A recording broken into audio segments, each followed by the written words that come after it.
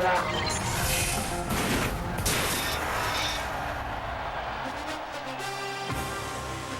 Georgia Dome is sold out and full of Tampa Bay Buccaneers fans who have made the trip north.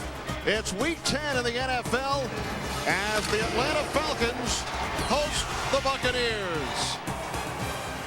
Good afternoon, everybody. Welcome to the NFL on Fox. Kenny Albert with Tim Green. Buccaneers ended their 4-game losing streak with a big victory over Minnesota last week. Now, last year, Tim, Bucs won 7 of their last 8 games. They hope to do it again this year. I think Tampa Bay is hoping to have that same kind of resurgence coming off that big win against Minnesota. But if they're going to do it today, the most important thing that they have to do is not to overlook the Atlanta Falcons, because the Falcons, believe it or not, despite their record, are on a bit of a resurgence of their own. And the reason is Jamal Anderson, their great running back, is really almost back to form before he blew out his knee a year ago. He seems to be getting stronger, better, faster. He's making moves. He's making people miss. And the Falcons are going to rely on him today to try to take some of the juice out of that strong Tampa Bay defense. Offensively for the Bucs, their young quarterback Sean King, last week's NFC Offensive Player of the Week. Well, that's right, and Sean King had the best day he's ever had as a professional. He moved the ball downfield, he got the ball to Keyshawn Johnson, but more importantly,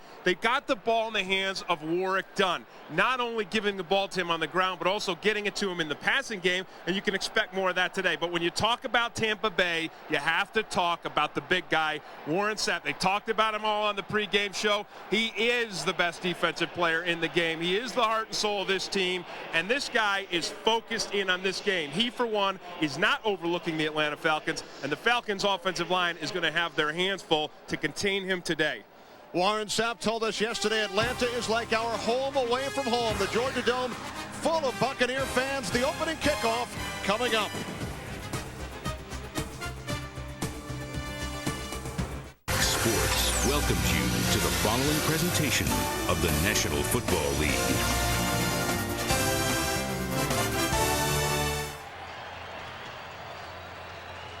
Kenny Albert, Tim Green back at a sold-out Georgia Dome in Atlanta. Falcons and the Buccaneers both broke long losing streaks last week.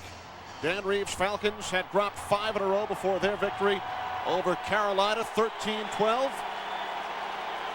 And Tony Dungy's Tampa Bay Buccaneers had lost 4 in a row before beating Minnesota by the score of 41-13.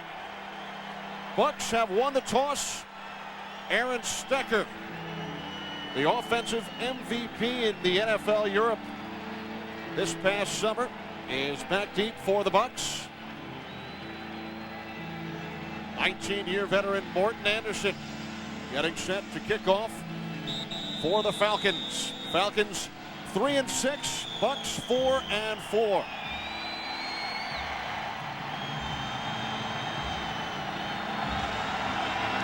And we are underway from the Georgia Dome. Stecker, 2 yards deep in the end zone, takes it out, and is stopped at the 13-yard line. Terrific special teams effort led by Elijah Williams. A 15-yard return. Sean King leading the Buccaneers offense onto the field. Career-high 4 touchdown passes last week. Pearson, McDaniel, Christie, Middleton, and Jerry Wunsch. Work done. Mike Alstott in the backfield. Green and Johnson are the wideouts, and the tight end is Dave Moore. Buccaneers start from their own 13-yard line. Keyshawn Johnson in motion. Play fake on first down. The pass deflected by the former Buccaneer, Marty Carter. Defensively, Falcons ranked 24th in the NFL, ranked 30th against the run. Smith, Jasper, Hall, and Kearney up front. A depleted linebacking core. Keith Brooking and Jesse Tuggle both out for the season. Ambrose and Buchanan, good pair of corners. Bradford and Carter are the safeties. 2nd and 10 from the 13. King with the handoff on 2nd down to Warrick Dunn, who had a big game last week and works his way up to the 16-yard line, a gain of 3. Marty Carter made the tackle, so it will be 3rd and 7. And Warrick Dunn is the thing the Falcons defense is most concerned with today. They feel like their cornerbacks, believe it or not, can handle Keyshawn Johnson and Jaquez Green. They've got Ray Buchanan and Ashley Ambrose, two fine cornerbacks, two of the top interception cornerbacks in the league. They are most concerned about Dunn and his running ability. 3 wide receivers on 3rd and 7. King sets up the screen to Dunn, and he is brought down by the rookie linebacker Mark Semino. A loss of 6 yards on the play. This is outstanding man-to-man coverage by Semino. He's a rookie, but he's got a great feel for it. Here's Semino here. He is locked on to Warrick Dunn. And when you have man-to-man coverage like this, it's not the right kind of play to run a screen into man-to-man coverage. Nice reaction, nice close by Semino. Tim Dwight back deep. Buccaneers punter Mark Royals did not punt in last week's game against Minnesota, but he will early in the first quarter this afternoon. Good kick by Royals, taken by Dwight at the 40. Dwight up to midfield, and he's forced out of bounds. Terrific field position for the Falcons. 50-yard kick by Royals, and 11-yard return by Dwight. Former Tampa Bay Buck Chris Chandler is the Falcons quarterback, 69% over his last 2 weeks. Todd McClure makes his second straight start at center, second-year man out of LSU.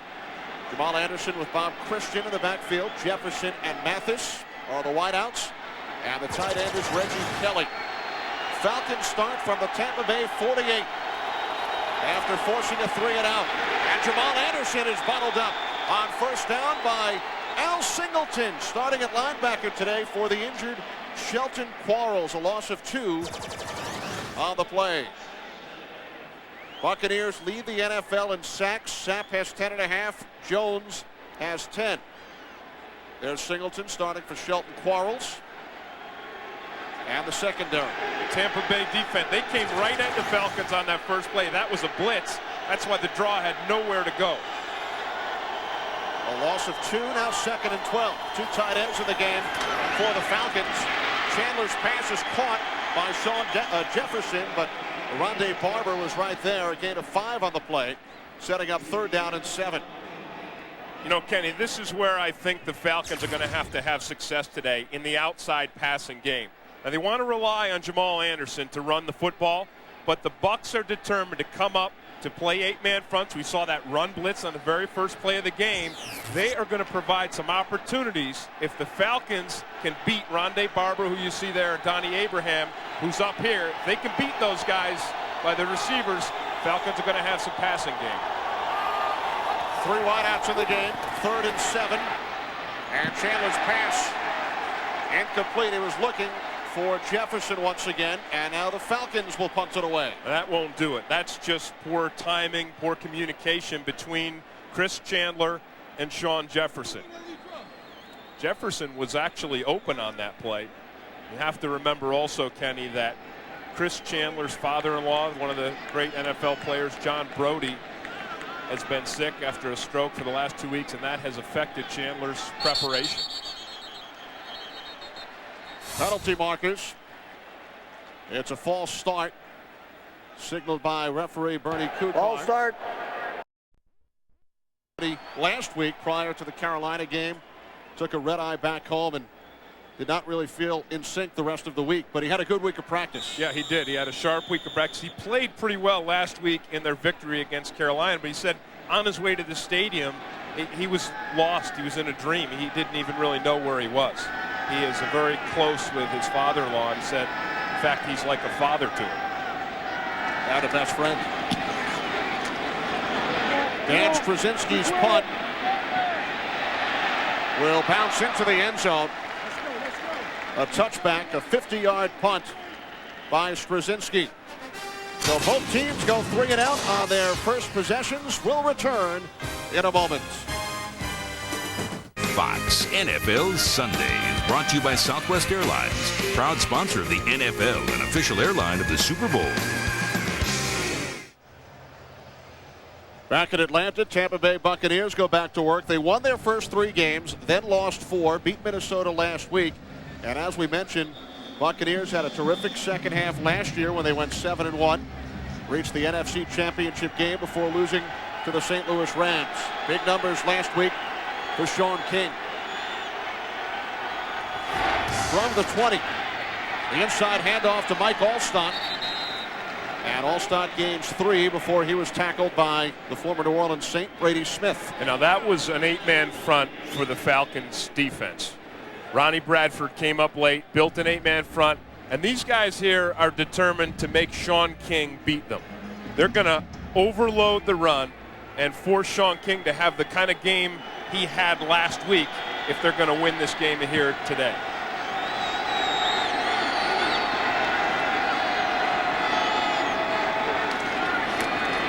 On 2nd and 8, it's done.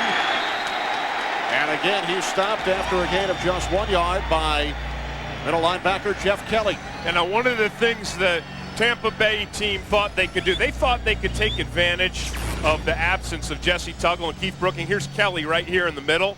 But you're going to see Kelly and Chris Draft, the other linebacker, these guys are pretty good. Kelly is really strong, especially on a straight-ahead run like that. He's in there. There's Jesse Tuggle, one of the great inside linebackers of all times, who Kelly is replacing. Tuggle, 14 years with the Falcons, placed on injured reserve last week. King's pass in and out of the hands of Riddell Anthony. Ashley Ambrose on the coverage. Yeah, this is good coverage by Ambrose, and this is why the Falcons feel like they can just match him up. You see that jab, he gets a hand there, a stab, and really, he's all over him. He knocks Riddell Anthony's timing off right from the beginning. And I think if Sean King is going to have the game that he had last week, his receivers are going to have to make a lot of difficult catches the way they did last week. Mark Royals' second punt of the game. Tim Dwight from the 33. 8-yard return to the 41. 45-yard punt. Don Davis made the stop. So once again, good field position for the Falcons. No score early first quarter here in Atlanta. And Sean King right now is 1 for 3, and the only pass he did complete was for -6 yards. So it will be interesting when the Bucs get the ball next to see how they address that, whether they continue to try to throw the ball or they rely on the run. Falcons start from their own 41-yard line. 2 tight ends in the game. The handoff to Jamal Anderson. And Anderson is forced back after a gain of just 2. Marcus Jones, the first Buck, in on the stop. And I know that the Falcons are going to rely a lot on Jamal Anderson today. And I saw him right before the game, and he said, you know, I want the ball 30 times in my hands today. And you see there his average has really started to come up over the last couple weeks.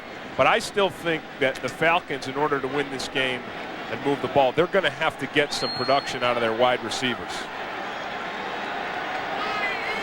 Terrence Mathis split to the right. 2nd and 8 off the play fake. Chandler's pass picked off by Brody Abraham. Chris Chandler made the stop. 25-yard return. Abraham with his 5th interception of the season. He had a big one against the Falcons last year, which he returned for a touchdown. And it's his 5th pick this season. And once again, you're going to see a miscue between Chandler and Terrence Mathis. Watch Mathis break outside. Chandler throws the ball back to the inside. So one or the other of them, I mean, they were not on the same page. Watch this. Watch Mathis. He starts to break out. The ball is thrown back to the inside. And Abraham does an outstanding job reacting to it. First turnover of the game. Bucs from the Falcons 22. King rolling right. And the pass is caught by Jaquez Green. A gain of 9. Ray Buchanan forced him out of bounds. And there's the answer to our question about what is Les Steckel, the offensive coordinator, going to do with Sean King kind of struggling out of the blocks. They went right to him on the first play. rolled him out, and he threw a nice pass downfield to Jaquez Green. Buccaneers, the only team in the NFL this season to score on every red zone possession, either a touchdown or a field goal. 2nd and 1. Allstott has the first down. Gain of 5 yards on the play. Now here's the dilemma that Mike Allstott gives you. Now Ronnie Bradford, again, he's going to come up and he's going to make that 8-man front, but Bradford is a safety. He's a free safety for the Falcons, and he comes up and he goes to tackle Allstott, and he did tackle him. But Allstott is so big and so powerful that he ran right through him for the first down. 1st and goal. Allstott down to the 6. Patrick Kearney made the tackle after a gain of 3.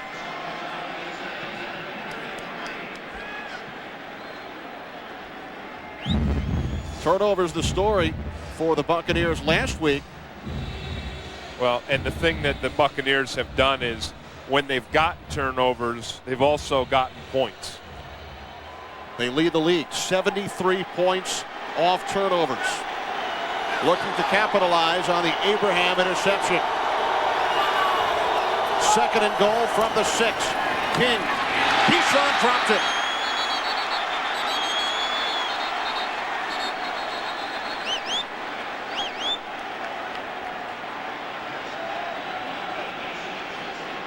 Well, this is almost too easy for Keyshawn Johnson. It's so easy that, as you said, I mean, look at that. The ball's thrown perfectly, and he catches it with his body, and that's his mistake. Watch the ball come right, and he lets it get right into his chest, and it bounces right off his shoulder pads. And he knows better than that. He knows that you have to catch that ball with your hands. 3rd and goal from the Falcons 6. King looking corner of the end zone. Out of bounds. And a penalty marker. Jaquez Green. That's going to be, I think, on Ray Buchanan. Jaquez Green made the catch out of bounds, but a penalty marker in the end zone. Pass interference, 34 defense. The foul occurred in the end zone. The ball will be placed on the 1-yard line. First down. Yeah, I don't know about that call. We're going to take a look at it. Here's Ray Buchanan, and he's got good position. Now that's legal. He's allowed to touch him there. That's a terrible call. And was the ball catchable in bounds? And it was not. Even if he caught it, that was going to be out of bounds, and that was a bad call anyway. That's a shame for the Atlanta Falcons. If the ball is not catchable, they pick up the flag. King to the end zone for the touchdown for the tight end, Dave Moore.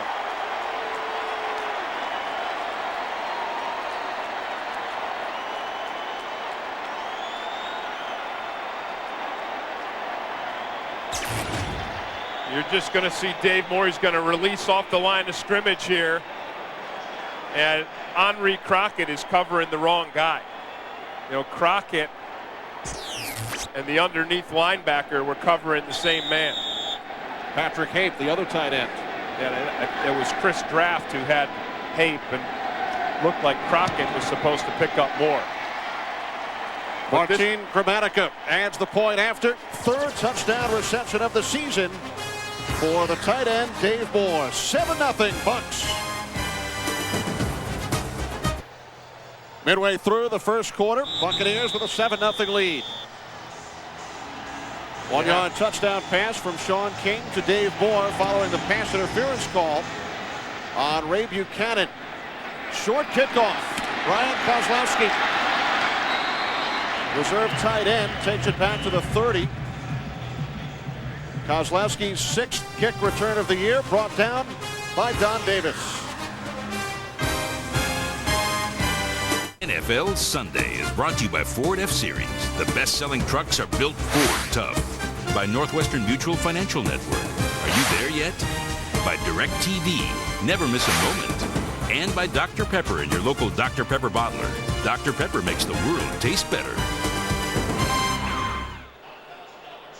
Back at the Georgia Dome, 7-0 lead for the Tampa Bay Buccaneers. The touchdown set up by Donnie Abraham's 5th interception of the season. And he is now tied for second in the NFL behind only the Lions' Kurt Schultz.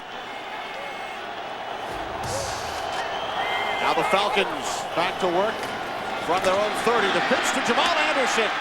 Oh, what a hit by John Lynch after a gain of 8 as we send you back to Los Angeles for a Fox NFL update with James Brown. Kenny and Tim, Jeff Garcia's first pick in the first quarter of the season leads to this Blake to Andrew Glover 1-yard strike. And a team that the guys here in the studio likes a lot. Saints up top, 7-0. Back to Kenny and Tim. Thanks, JB. So the Saints, like the Buccaneers, capitalize on a turnover. I wonder if the drive was preserved by a bad pass interference call. Kind of doubt it.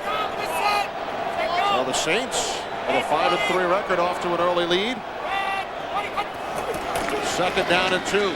Jamal forcing his way forward close to the first down marker. Anthony McFarland in on the stop. And it is a first down for the Falcons. Now that's important not only for the Falcons offense, but for their defense. Because their defense has done a pretty good job so far today. They were put with their backs in the red zone by an offensive turnover. And until now, the offense really hasn't done too much. So just to get a first down, move the chains, that being their first down, lets that defense rest on the sideline.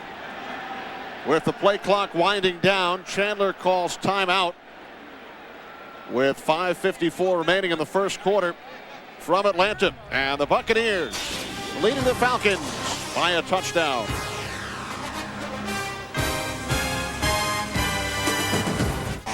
Tim, the best of Sunday is back. Packed with a night of season premiere, starting with Futurama, King of the Hill, and The Simpsons. Then Malcolm in the Middle, and the long-awaited premiere of your favorite, The X-Files. That's Fox season premiere Sunday, kicking off tonight at 7, 6 Central, right here on Fox. A lot of funny stuff, and then Mulder having been captured by aliens in The X-Files premiere. So, can't wait. It'll be good. 1st and 10 from the 40, and Chandler's pass is caught in Tampa Bay territory by Terrence Mathis. A gain of 15 yards. You know, when Chris Chandler threw the interception before, it surprised me because even last week when he wasn't at practice and he flew home from the West Coast, he seemed to have this kind of connection with Terrence Mathis. And I think this is a good sign for the Falcons offense that this is back. Just a simple post route by Terrence Mathis, and Chandler put the football right there. Mathis, the Falcons' all-time leading receiver. And now he checked to a pass, but the Tampa Bay went into a cover 2. Jamal Anderson makes the catch at the 39-yard line, a gain of 5. Al Singleton made the stop. Singleton starting today for the injured Shelton Quarles. Well, that play started out with the Tampa Bay defense showing run. They moved the safety up and showed run. And then Chandler changed it to a pass, and then Tampa Bay dropped off into pass coverage. Only 5 yards over the Falcons' first 2 drives today. Moving the football on this drive, 2nd and 4 from the Bucs 38. The quick slant to Mathis. And Mathis is wrestled out of bounds by Donnie Abraham after a gain of 3, so it will be 3rd and about a yard for the Falcons. That was good tackling by Donnie Abraham. I think that when the Tampa Bay defense is on, and they were on last week, you see that they all tackle extremely well. They've got a lot of speed, and they use it to get to the ball, but then they have excellent technique once they get there.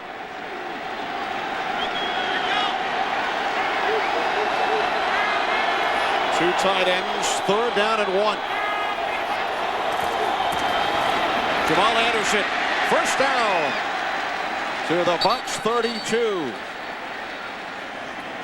You know, whenever you succeed on a short yardage play, there's always some good blocking, and there were 2 guys that were essential at the point of attack. One was Bobby Christian, the fullback, and the other is Travis Claridge. Watch the rookie come and clean up block with Christian. Watch this here. Wham and bam. Look at that. That's some really, really nice blocking up front by Christian and Claridge. Watch this hole open right up. Clarence, the second-round draft pick out of USC. Helping lead the way for Jamal Anderson. 1st and 10 from the 32. Chandler off the play fake. Looking for Sean Jefferson. It's picked off. Donnie Abraham again. His 2nd interception of the game. And his 6th of the year.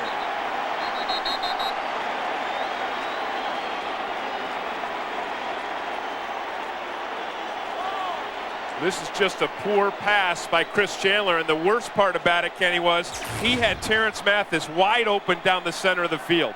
Here's Mathis. Watch, he's going to break this way. Look at that. He is wide open. And Jefferson isn't wide open, so it's a bad decision, and it's also a bad pass.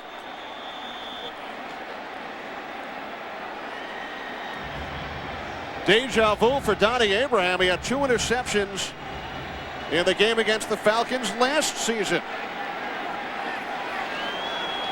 His first pick today set up the Buccaneers touchdown. From the 26, play fake to Alstott, and King fires. What a play. Ashley Ambrose breaks it up. That is why Ashley Ambrose can play cornerback at a very high level in the NFL. Watch the reaction. Watch Ambrose come back to this football. The ball's in the air a little long. Look at that break.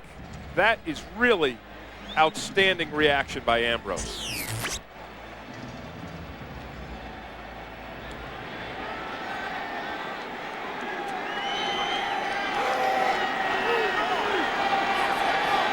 Now 2nd and 10 from the 26. Buccaneers leading 7-0.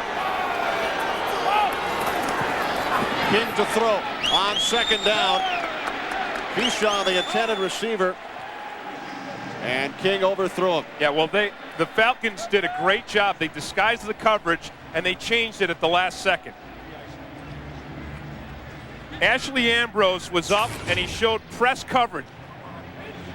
He showed press coverage, and then he bailed at the last second. So he had the position. Watch this. See the bail right there? He starts to bail off the press, and Sean King didn't read the adjustment.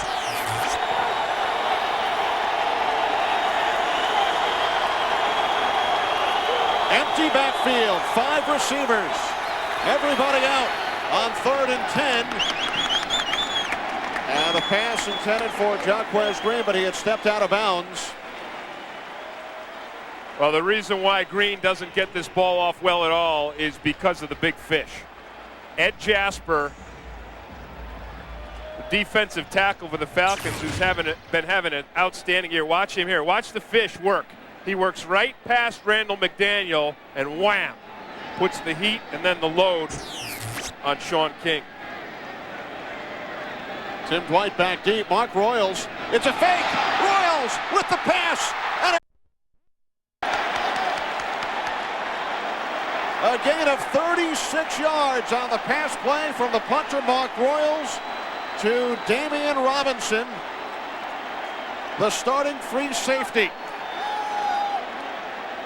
Well, Robinson was just absolutely unaccounted for on this play. He's going to release on the left-hand side of the screen, and you see that no one has got him covered. Here's Robinson right there. Nice pass, nice throw by Royals. Nice throw, a really well-executed play. That comes from film work.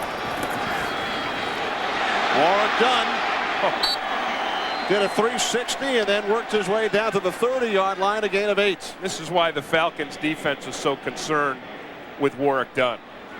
And that's the kind of mobility that he has, where he starts, he takes the ball to the outside, and on that one, as you said, he just ran a 360. He just completely spun around and took it the other way.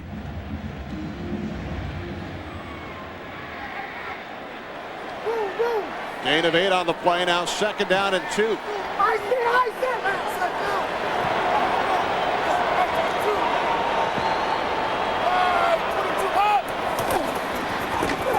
It's done again. And it looks like he was stopped just shy of the 1st down marker. We'll see where the officials spot it. And it does look to be a first down for the Buccaneers. So Dunn's forward progress gave him the first down. There you see the success that Warrick Dunn had last week against the Minnesota Vikings. The other thing they had success with was just throwing the ball to Keyshawn Johnson, which is there he is, and that's what he always wants, just get him the ball. Keyshawn has had 3 balls thrown his way today. He has not caught any. King to the tight end, Patrick Haight, for a gain of 5. Ray Buchanan forced him out of bounds. That's not a bad effort by Buchanan.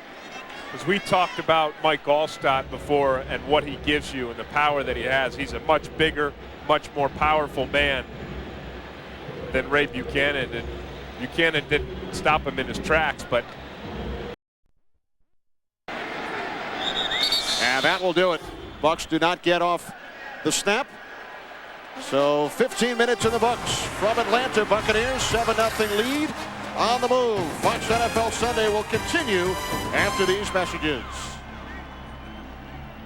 Back in Atlanta, Kenny Albert along with Tim Green. The story in the first quarter, Tim, for the Buccaneers, 2 interceptions and a fake punt. That's right. It's really been big plays that has given the Buccaneers their lead and their opportunity right now to put this ball into the red zone and score. Falcons defense has done a good job of coverage, though. King has not had a stellar day so far in the passing game. Off the play fake to Warrick Dunn. King fires, and the catch is made by the tight end, Dave Moore, for a gain of 10 yards and a Buccaneers first down. I think the thing that Dave Moore gives you is consistency. Watch him here. He's just going to release, and he's going to come right across the field, and he's got coverage. He's going to have a linebacker behind him and a safety over the top, but he makes his catch, and he hangs on to the football. Dave Moore doesn't do anything particularly spectacular, but he does everything well. He has the game's only touchdown. First and 10 from the 12. Warrick Dunn down to the 5, a gain of 7. Chris Draft made the stop. You know, Warrick Dunn has such outstanding change of direction. He can make you miss at the last second. Just watch the body here. He goes to the right, and he just makes a brief move back to the inside to turn that into a pretty substantial run. Now the Bucs can pick up a first down without scoring. On the 5-yard line, 2nd down and 3.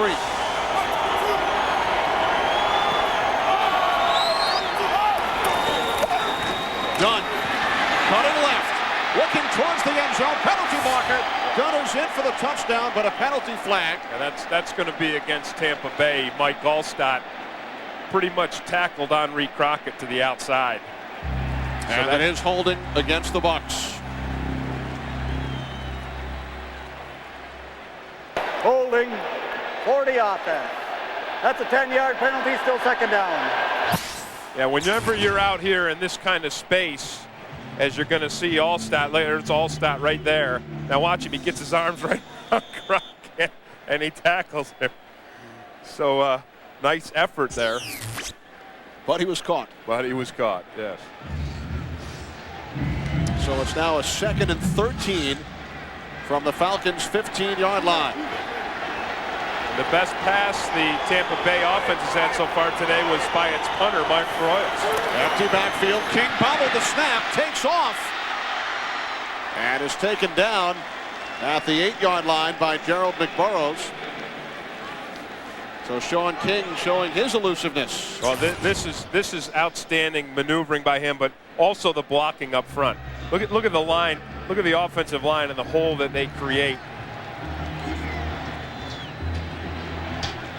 Sean King did this last week against the Minnesota Vikings, and it worked well then as well. He is one of these, young quarterbacks who can maneuver around like a Culpepper or a McNown or a Donovan McNabb up in Philadelphia. 3rd and 6 from the 8. King looked for the shovel pass. Now throws to the end zone. Picked off. Ray Buchanan. Penalty flag after the interception.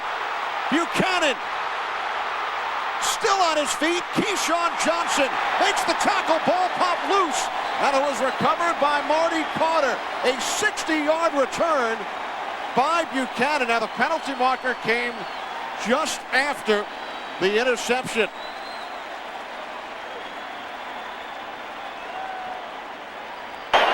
An eligible receiver, 62 offense downfield. Penalty is declined. First down. Well, Keyshawn Johnson told Sean King last week, just throw me the ball and I'll either make the catch or I'll break up the pass. And King tries to force this ball to Keyshawn Johnson, and Buchanan underneath makes a beautiful play. And that's folks, that's why sometimes you don't want to force the ball to a receiver.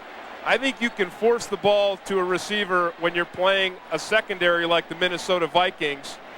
But when you're playing Ray Buchanan, who's got 5 and now 6 interceptions, and Ashley Ambrose, who's got 4, you've got to be careful when you try to force it. And how about Keyshawn Johnson racing 60 yards downfield to make the tackle, or Buchanan would have scored. From the 44, off the play fake, Chandler is taken down by John Lynch, his first sack of the year. And that sack there is on Donnie Abraham, because Donnie Abraham had Terrence Mathis all by himself. He covered him up, and there was no place for Chandler to throw this football. Here's Abraham up here at the top. Just watch him close here and take that pass away. So if you stop it right there, there's no Falcon at all around the field that's open. Loss of 3 on the sack. Now 2nd and 13. Chandler, pump fake. And he's brought down again. James Canada took Chandler down. 2nd consecutive sack. And it's the first of the year for Canada. Well, the problem, Kenny, is that the Falcons are so determined to protect Chris Chandler, they keep most of their guys in for protection. And so the guys that they do send out have got coverage all over them. You saw the coverage there on Jefferson. And there's the coverage all across the board. And the Falcons are not going to win if Chris Chandler has to scramble for positive yardage. 3rd and 14, play clock winding down. Chandler again, taken down. 3rd consecutive sack by the Buccaneers.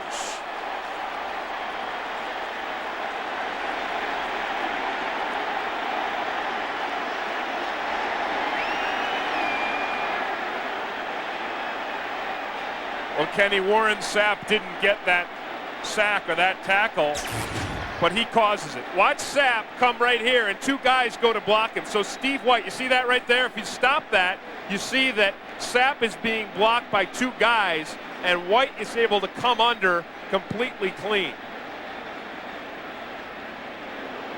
Oh, you know, he got kicked in the head there. Let's take another look. There's White, 94. Yeah, now see both Whitfield and Collins are so occupied with Sapp. There's where his helmet gets knocked off. Sapp made contact with Chandler's head, and the helmet was knocked off. Gets his head half stepped on, too. 3 straight sacks by the Buccaneers defense. NFL Sunday is brought to you by Lexus and the all-new LS 430. Imagine how you'll feel driving it. By Men of Honor, starring Robert De Niro and Cuba Gooding Jr., Friday only in theaters. By Miller Lite, grab a Miller Lite. It's Miller time. And by Gateway. In Gateway Country, people rule.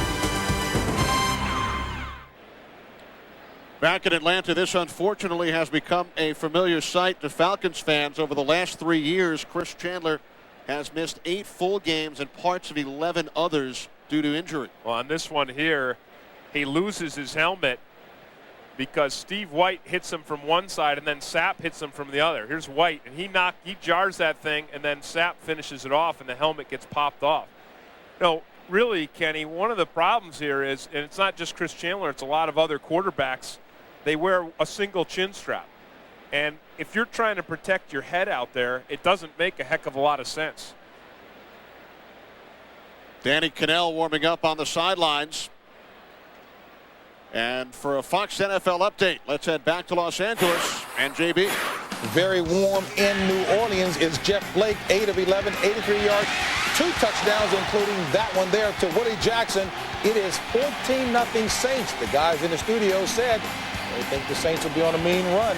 Let's take it back to Kenny Albert and Tim Green. Thank you, JB. And looks like, not to get on Chris or anything, but his prediction about the Saints defense not having played anybody. They're playing a heck of an offense today.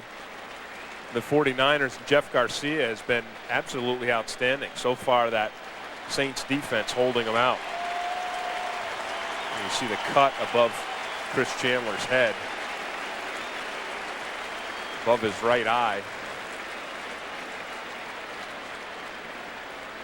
Chandler slowly helped off to the sidelines.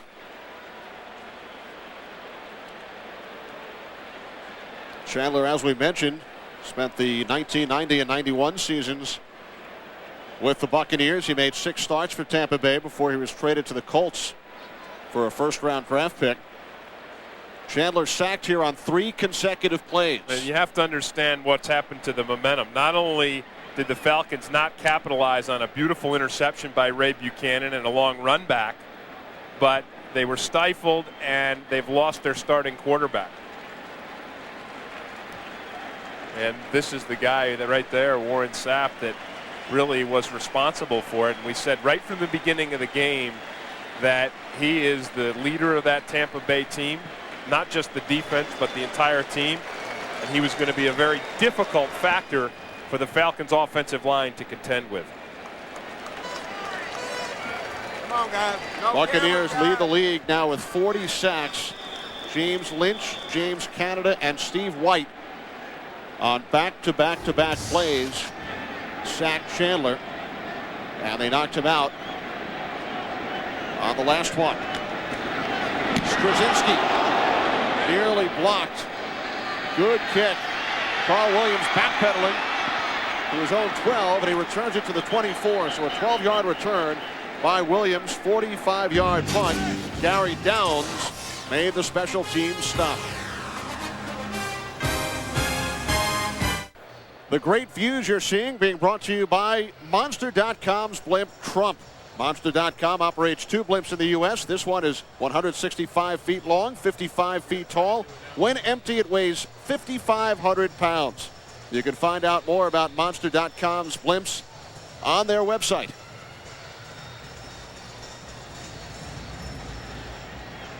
The Georgia Dome, downtown Atlanta, with the Buccaneers leading the Falcons 7-0. Tampa Bay starts from their own 24-yard line.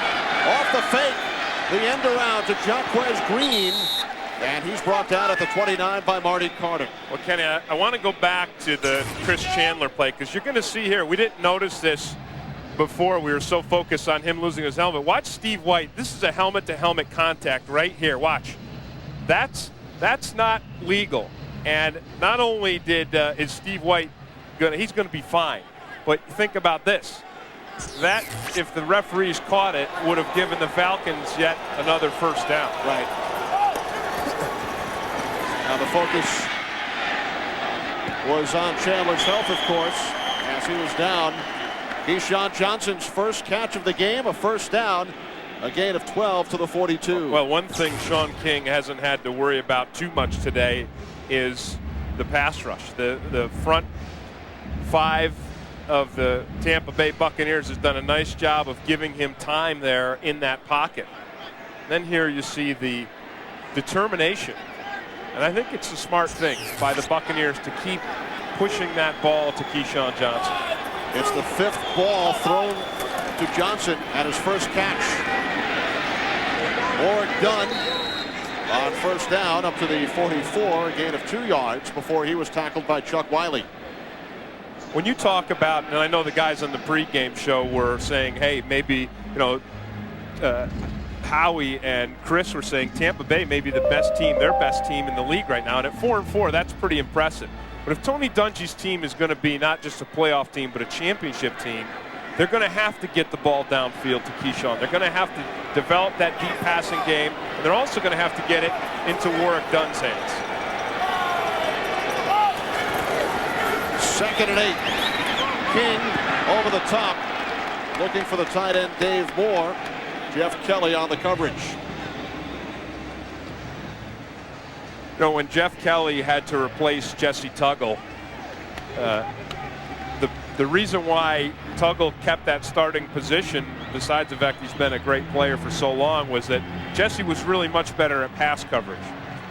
Jeff Kelly is really strong in the run, and we've seen him make some nice run plays today. But on that play there, you saw that he is really developing as a coverage linebacker.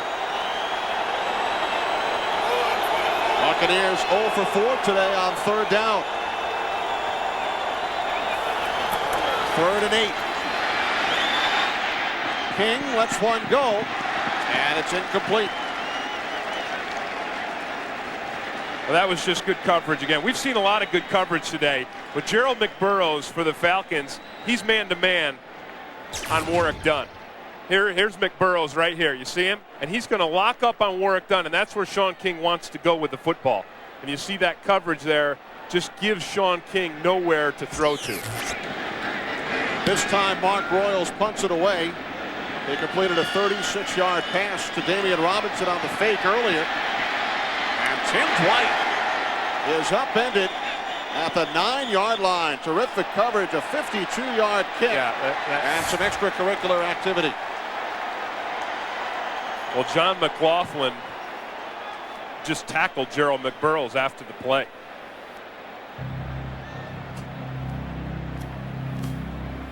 He may get a headbutt and a celebration from one of his teammates, but he's not going to get it from Tony Dungy, I'll tell you that.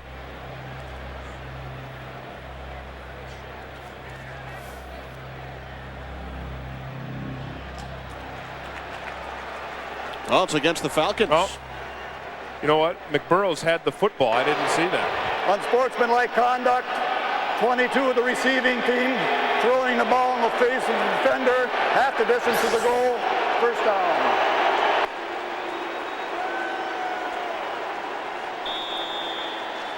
That's just what McBurrows did. I didn't even see McBurrows with the football, but McLaughlin saw it, went to tackle him. McBurrows retaliates. Cannell in now at quarterback for the Falcons, and he doesn't have a very high standard to have to beat. I mean, the Falcons had 2 3-and-out possessions that ended in punts, and then 2 even more costly possessions that gave Tampa Bay the ball back via interception. Cannell's 5th season out of Florida State. He's played in 3 games so far this season. And replacing Chandler, and a handoff to Jamal Anderson. And he's bottled up by the 3rd-round pick out of Miami, Nate Webster. And this is the kind of tackling that I just talked about, Kenny. I mean, Webster's got the speed like all these guys do, but when he gets to the line of scrimmage, he just exploded right up through Jamal. Watch him. Watch this hit. Wham. No, Tampa Bay, they're stacking the line of scrimmage, and they're not going to let the Falcons run. They're going to force Danny Cannell to beat him throwing the ball. 2nd and 8. Cannell over the top. Sean Jefferson makes the catch out at the 23. Brian Kelly made the tackle, a gain of 17 yards. Well, this is what the Atlanta Falcons brought Sean Jefferson here to do. He runs this post pattern here. He runs it well. He comes out of his break quickly, and it's a very nice, accurate pass by Danny Cannell.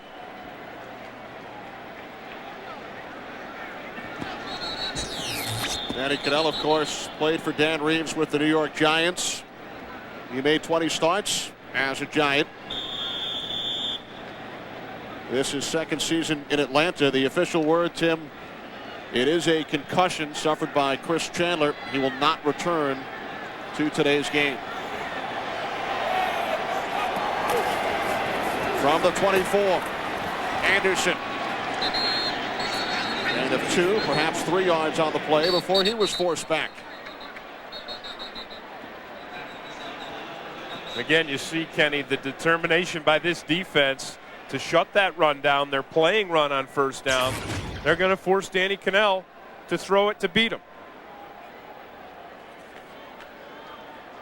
There's Webster right up in there. And then you see Damian Robinson, the safety.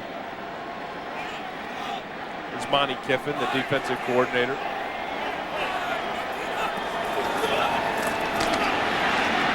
Cannell to the fullback, Bob Christian. But Derek Brooks, who has led the Bucs in tackles the last couple of years, doing so again this season, made the stop on Christian. Yeah, here's Derek Brooks right here. And not only has he led the Bucs in tackles, but I talked about the Bucs being a good tackling defense, and it really begins with Derek Brooks. He's the best tackling linebacker in the National Football League right now. 3rd down and 4. Pass intended for Sean Jefferson. Rondé Barber on the coverage. Really nice coverage by Tampa Bay's defense. And they had Sean Jefferson bracketed out there. Barber was over the top.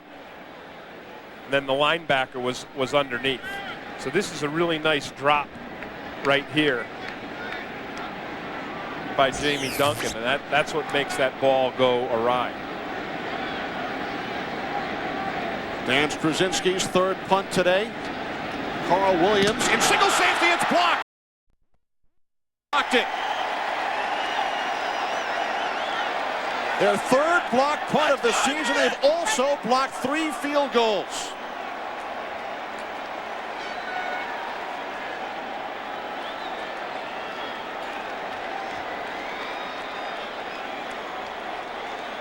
So John McLaughlin blocks Straczynski's punt. Here's another look. Here's McLaughlin right here, and watch him just come right up the center of the Falcons formation. And he just ran Derek Rackley over. And again, it's another big play by Tampa Bay from their special teams. And we've seen a couple from their defense as well. Straczynski had not had a punt block since 1993. 7 seasons without a block. 1st and goal. All stop. Bottled up.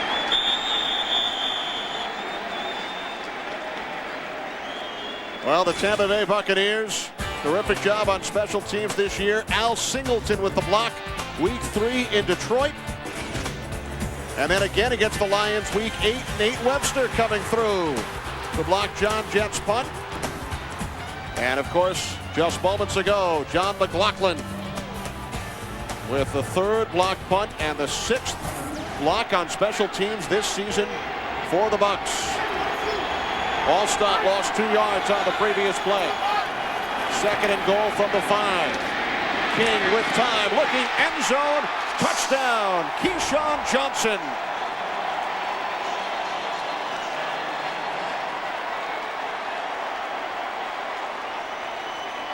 That was a nice throw by Sean King.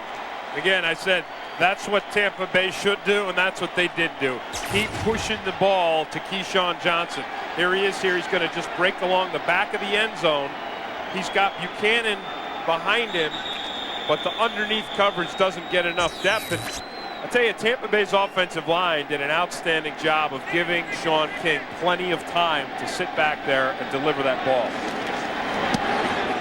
Gramatica adds the extra point. So McLaughlin's block punt sets up the touchdown pass from King to Johnson. 14-0 Bucs. Here's late 2nd quarter. John McLaughlin with the block punt. And the Buccaneers capitalized moments later. Sean King's 2nd touchdown pass of the game. And for Keyshawn Johnson, his 3rd trip to the end zone this year. And also you see that Warrick Dunn is getting plenty of action as we thought. This combination here of these 3 guys, that's what really ignited this Tampa Bay offense last week in their win over the theretofore undefeated Minnesota Vikings. Here's Tim Dwight. Dwight across the 25 to the 26. 22-yard return. John McLaughlin downfield to make the stop on special teams. Next week, it's a Fox NFL Sunday doubleheader beginning with JB, Terry, Howie, and Chris. Then the Cardinals look to climb out of the NFC East cellar as they take on the NFC Central leading Vikings. Plus the Packers and these Buccaneers clash. Plus other regional action. It's all right here on Fox starting at noon Eastern, 9 Pacific next Sunday. So check local listings. And Tampa Bay has to look seriously at Green Bay as well because Brett Favre has had a resurgence in his game. Cannell's pass off the fingertips of Jefferson. So you look at the division and you've got Detroit, you've got Green Bay and Tampa Bay, and then you've got the Minnesota Vikings. And you look at their offensive potency here. Culpepper, third-rated quarterback in the NFC, and Carter, fourth in the NFC in receptions, and Moss, second in the NFL in receiving touchdowns. But that was nothing for this group here last week. I mean, they handled that Minnesota offense as well as anyone has. 2nd and 10. Cannell. This time Jefferson makes the catch and spins for the first down to the 37 before he was tackled by Derek Brooks. A gain of 11 yards. And that time the Falcons offensive line did a really nice job of protecting Danny Cannell. You see Warren Sapp again, he's drawing two guys, but this time Calvin Collins comes off of Warren Sapp to pick up that underneath rusher, Marcus Jones. 1st and 10 Falcons from their own 37, trailing 14-0. And Cannell's pass is gathered in. Nice catch by Jefferson. His 4th of the game, another Atlanta first down. And this is exactly what I think the Falcons need to do. They need to get this ball downfield to the receivers. Jefferson does a nice job. That ball was thrown a little high and a little behind him, but he brought it in nicely. So all of a sudden, Jefferson and Cannell seem like they've got some chemistry going. Jefferson, no receptions against Carolina last week. Good first half today. Cannell to the near side to the tight end, Reggie Kelly. Forced out of bounds by Brian Kelly, no relation. One of the things you expect your tight end to do when they make a catch is to get some yards after the catch. But Kelly did a really nice job of tackling Kelly. Again, we keep coming back to that, but that's what this defense does extremely well. They run well and they tackle well. 2nd and 7 from the 45. Under 3 minutes to play in the half. Cannell going deep. Mathis could not catch up to it. I'll tell you what, Terrence Mathis had Donnie Abraham beat.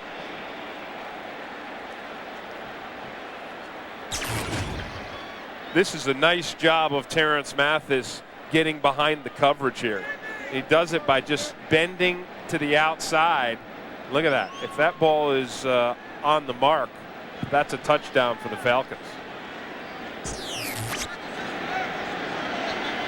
Instead, Cannell facing 3rd and 7. Well, if nothing else, that's going to make Donnie Abraham respect Mathis deep, and it may open up some things underneath for him.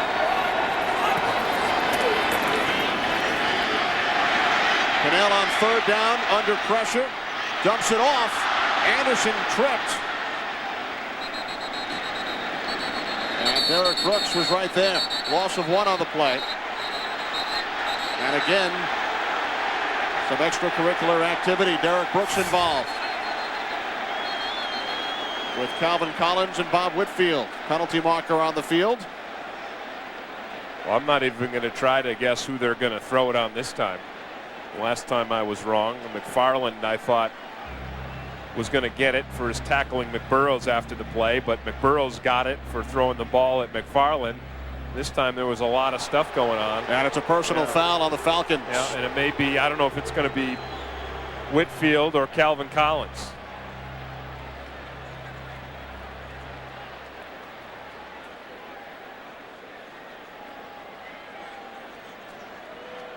There's Collins, who became a father for the first time on Thursday, missed practice as his wife Felicia gave birth to Felice Nicole Collins. And we await the call. In any event, Falcons will punt after the personal foul.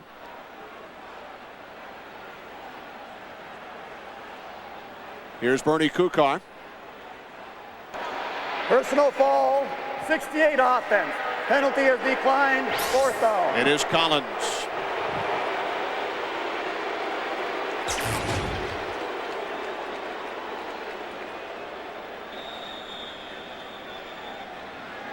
Shoves Derek Brooks off of Bob Whitfield.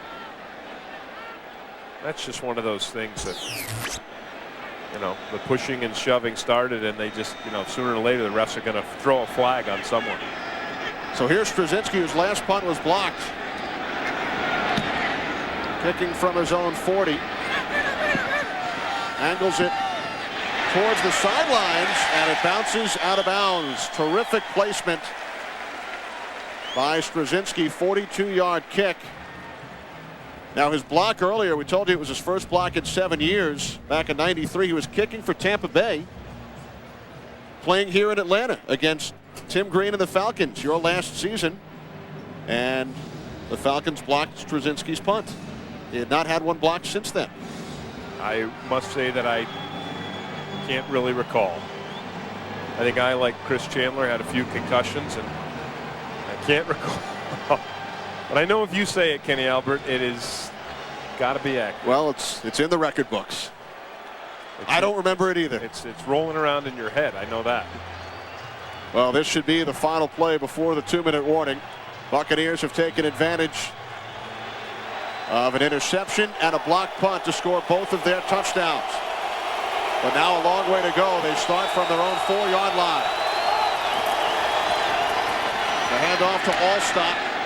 And he gives the Bucs some breathing room out to the 9. Chris Draft made the stop as we hit the 2-minute warning from the Georgia Dome.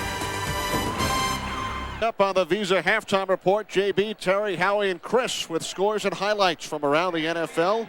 Week 10 plus our Fox Sports ticker will have up to the second stats. That's all coming up on the Visa halftime report. Buccaneers leading the Falcons 14-0. Tampa Bay 2nd and 5 from their own 9-yard line. Sean King, 2 first-half touchdown passes. One to Dave Moore, and the other to Keyshawn Johnson. Here's Allstott. Bursts across the 10 to the 12-yard line, and the Falcons call timeout. Their second timeout, stopping the clock with 1:50 remaining in the first half. Rich Brooks, Falcons defensive coordinator. His club facing a 3rd and 1. Buccaneers from their own 13-yard line following the timeout. I think after a half that was littered with mistakes by the Falcons, big plays for the Tampa Bay Buccaneers, 2 on special teams, a fake punt, the block punt by the Bucs, 2 interceptions by the Bucs defense, that it's important for the Falcons now to stop the Bucs and get some points of their own going into halftime. Bucs have not converted a 3rd down today, 0 for 5. King throws it out of bounds.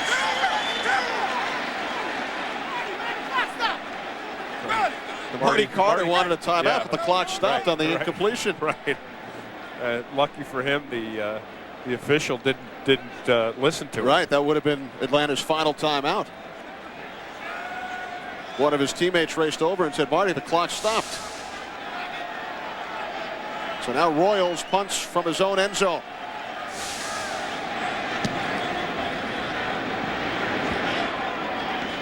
Tim Dwight fields it at the 41. Returns the punt 7 yards, 46-yard kick. Don Davis again made the tackle on special teams, so good field position for the Falcons. But first, we remind you, Tim, the search for Agent Mulder is on. Finally, the most anticipated premiere of the season. The X-Files is back tonight at 9, 8 Central, right here on Fox. The truth is out there. Look at that. Did you see that? They had him pinned down and his face stretched out, and the aliens had him. Sure. Well, I'm just Tune in presuming tonight. that he's been captured by a UFO. Falcons with one timeout remaining. Cannell out of the shotgun. From their own 48, high snap. Cannell to the near side for Bob Christian. Forced out of bounds by Brian Kelly after a gain of 2. Setting up 2nd and 8 at midfield. And that's good coverage downfield by Tampa Bay's secondary again. Now, the thing that Danny Cannell has historically, when he was at his best with the New York Giants, he would have good accuracy on the intermediate routes, the short routes, and he made good decisions. Where he wasn't at his best was throwing the deep ball. Chris Chandler out with a concussion. 2nd and 8. Penalty marker as the pass was bobbled and intercepted. Damian Robinson, who caught the pass on the fake punt earlier, picked off Cannell. Penalty flag, but it's against the Bucs.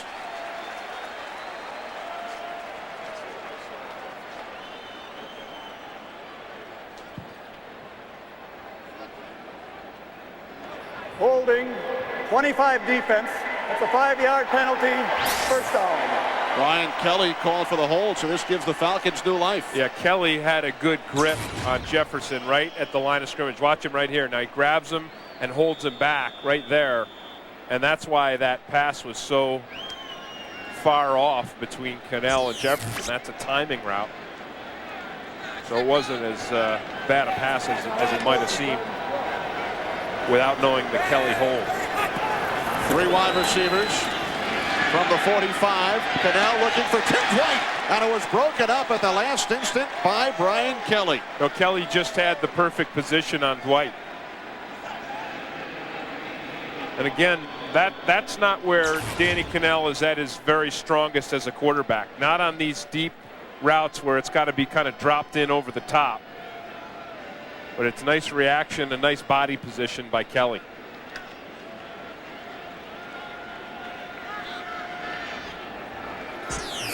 Now 2nd and 10 from the Bucs 45. 1:19 remaining in the first half. Cannell dumps it off to Christian. Tackled by Derek Brooks. Stopped about 2 yards shy of the first down marker. As the clock continues to run, Falcons with only 1 timeout remaining. You know, Warren Sapp didn't sack Cannell on that, but he's starting to make his presence felt. Danny Cannell knows that the big guy is right in there. And now on 3rd and 1, Jamal Anderson is wrapped up and hit for a loss by Anthony McFarland. A loss of 2 on 3rd down and 1. And now Atlanta calls timeout. Their 3rd and final timeout. 47 seconds remaining in the half. Defensive tackle Anthony McFarland. He just drives Travis Claridge right backwards and runs around him and makes this tackle. And now the Falcons will go for it on 4th and 3. It would be about a 55-yard field goal, but if Morton Anderson missed, Bucs would have terrific field position. And Cannell's pass is caught for the first down. Really nice job. Really nice job by Danny Cannell to hang in there under the blitz and get that ball off. Needed 3, gained 8 to Terrence Mathis, and now Cannell stops the clock with 32 seconds remaining. And that kind of play is, I think, where you'll see Cannell at his best. He's got great composure. He's calm out there. Watch the heat come from this backside here. Watch the blitz come. Warren Sapp, actually it wasn't a blitz, it's just Warren Sapp. It's like a one-man blitz.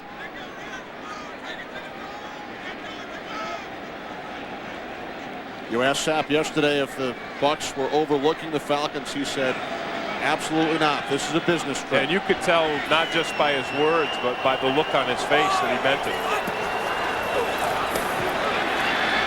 Cannell on 2nd down to the outside to Jamal Anderson. Derek Brooks makes another tackle. Out of bounds, so the clock stops with 26 seconds. And it will be 3rd and 1 again for the Falcons. And again, this is where I think Danny Cannell was really good. By maneuvering around, hanging in there in the pocket, getting the ball on those short underneath routes. He takes some heat on that. Gets that ball to Jamal, and Jamal does a nice job of getting out of bounds. Cannell has completed 10 of his 14 pass attempts. 3rd and 1. Cannell from the shotgun. Cannell picked off. Damian Robinson in the end zone. No flags this time. So Robinson comes up with his 3rd interception of the season and the 3rd by the Buccaneers in the first half. Well, I don't know if this is Tim Dwight or Danny Cannell's fault, but again, this is the second time we've seen this kind of thing from the Falcons, where the receiver breaks one way and the quarterback throws the ball the other way. There's Dwight right there. You're going to see, watch, Dwight breaks to the inside, and Danny Cannell throws that ball to the outside, right into the hands of Damian Robinson. There goes the Falcons' opportunity to put some points on the board. And now the Buccaneers will run out the clock.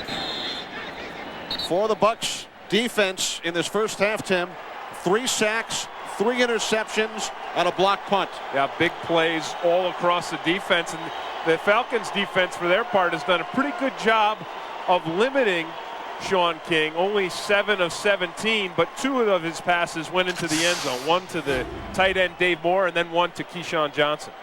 1 touchdown set up by an interception, and the other by the block punt by John McLaughlin. Of course, the biggest pass play that the Bucs, in fact, the biggest play they've had on offense so far today, was punter Mark Royals on a fake punt.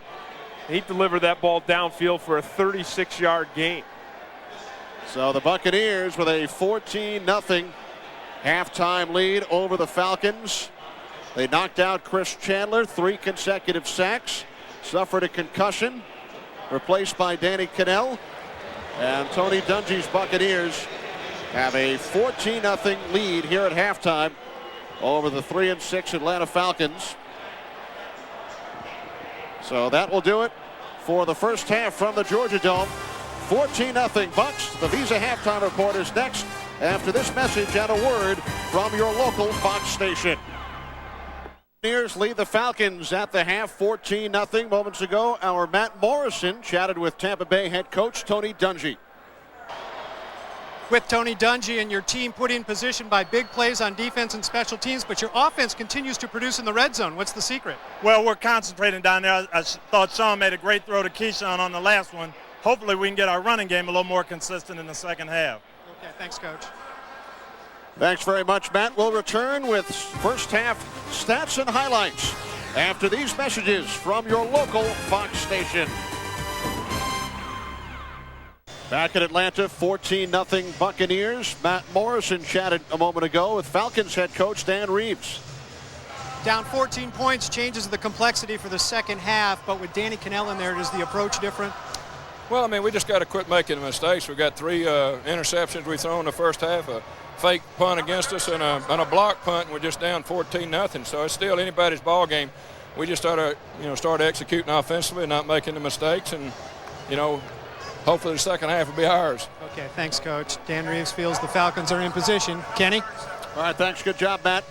And there is Danny Cannell, who went 10 of 16 in the first half in relief of Chris Chandler, who suffered a concussion on a sack by Steve White. Martin Gramatica will kick off to begin the second half. Derek Vaughn, who leads the NFL with a kickoff return average of 32 yards per return, is back deep. Vaughn has returned 2 kicks for touchdowns this season.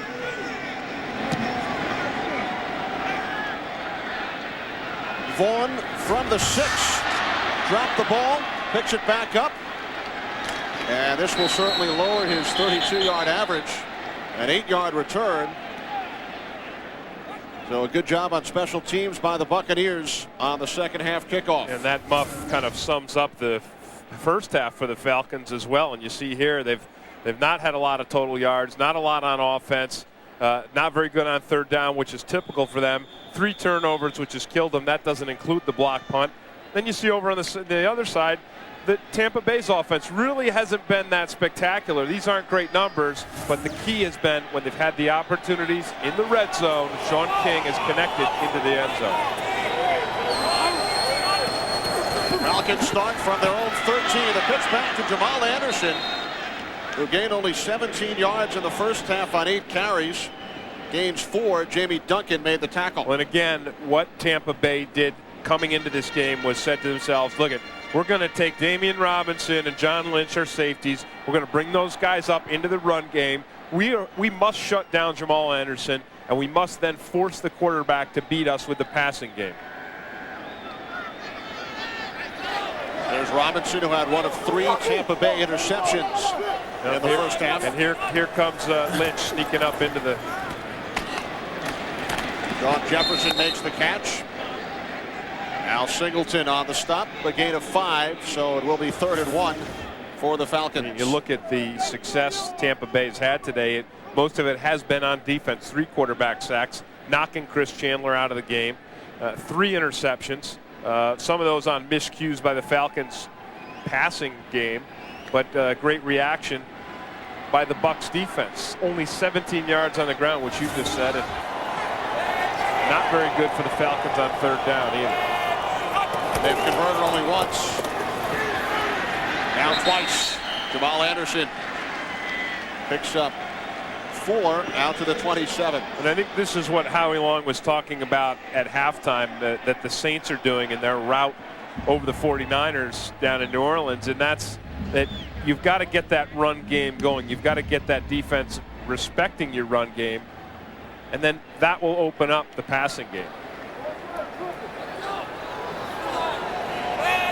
Nearly 3/4 of the Falcons' offensive plays have been passes. Cannell. Another first down to the tight end, Reggie Kelly. Johnny Abraham made the stop, a gain of 11 yards. I want you to understand the composure that Danny Cannell has. Watch the pressure come on him and watch him just hang in there. He sees Marcus Jones right in his face, but he hangs in there and gets that ball off. I think that's one of the best things about Danny Cannell is he remains calm even in the face of a very violent pass rush. Cannell now 12 of 18. The pitch to Anderson. And he stopped after a gain of just 2 yards at the 39-yard line.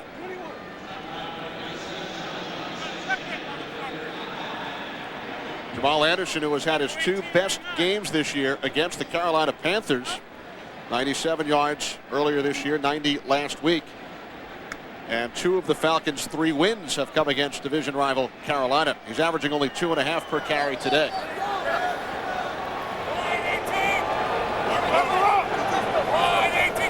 Second and 8.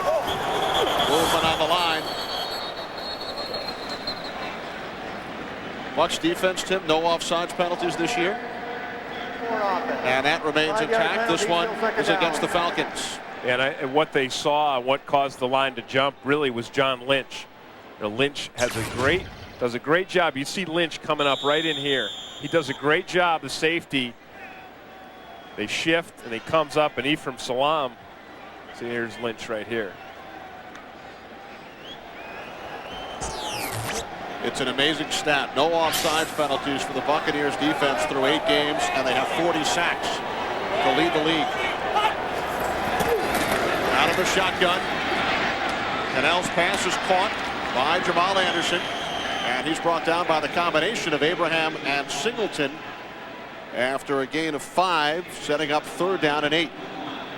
And when you can tackle the way this defense can tackle, you can allow a team to get those underneath passes. That's what Tampa Bay, Monty Kiffin will let his guys, give those underneath passes up because he has such great confidence in their tackling ability. We've seen that consistently today. Every time the Falcons complete a pass underneath, boy, someone is on them quick, and there's almost been no run after the catch. 3 wide receivers, 3rd down and 8. Cannell over the middle, broken up by Rondé Barber, but a penalty flag comes in. Tim Dwight was the intended receiver.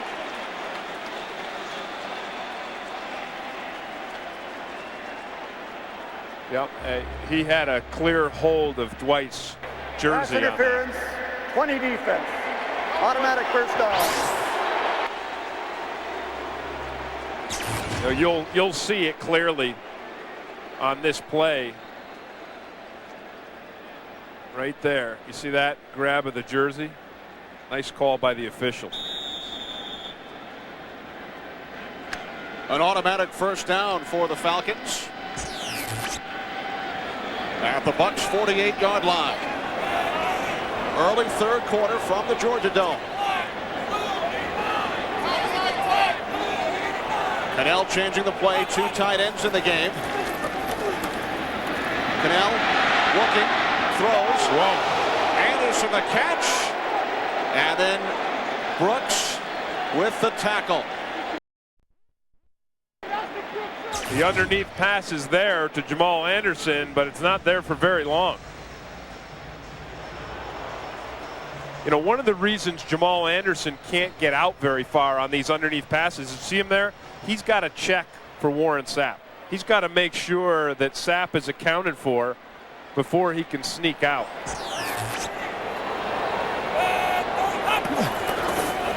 Second and 9. Cannell to Anderson. Falls out of bounds. He made the catch. A gain of 4 yards to the 43. So it will be 3rd and 5 for Danny Cannell and the Falcons. And I think the Bucs defensively are going to be very satisfied to let Atlanta try to work their way down the field with that short passing game. You know, their strategy last week against the Vikings was, all right, we're not going to give up any of the deep plays, and we're going to shut down the run. If you think you can beat us by picking your way down the field with short passes, we're going to come up with some turnovers. That's what they've done today. 3 interceptions by the Bucs defense. 3rd down and 5. Cannell to Mathis. Ryan Kelly made the stop, but it looks like Mathis was across the 38. And the Falcons move the chains. Yeah, he was. Nice job by Terrence Mathis to hang on to that. But this play, Kenny, starts with outstanding protection by the Falcons offensive line. Here comes the blitz, and every man is accounted for. Danny Cannell has time, and Terrence Mathis has time to get himself open. And for Mathis, his 600th career pass reception. His 4th in today's game. From the 38, the pitch to Anderson. And he loses a yard. Damian Robinson, along with Jamie Duncan, made the tackle. Well, this little toss play is the only play that the Falcons have had even a little bit of success running the ball today with. And now the Bucs have got it figured out. I mean, did you see how fast Damian Robinson was up on that? So they're not going to be able to use that look and that toss play anymore. How about New Orleans? 31-0 over the 49ers. Detroit not doing well either. That's good news for Tampa Bay fans. 2nd and 11. Pass was behind the fullback Bob Christian.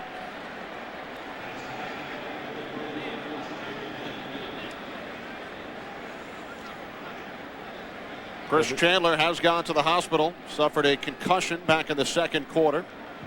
Replaced by Danny Cannell. Buccaneers leading the Falcons 14-0. And a 3rd and 11 upcoming. Cannell's numbers. Chandler was 4 of 7 with 2 interceptions when he was knocked out.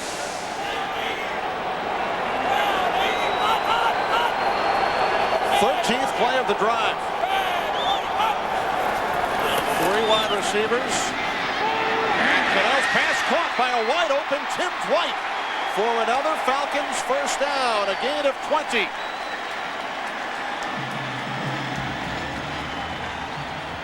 Danny Cannell did a really nice job of reading the defense on this play. He saw the hole in the zone right there. Tim Dwight saw it, and he got him to it.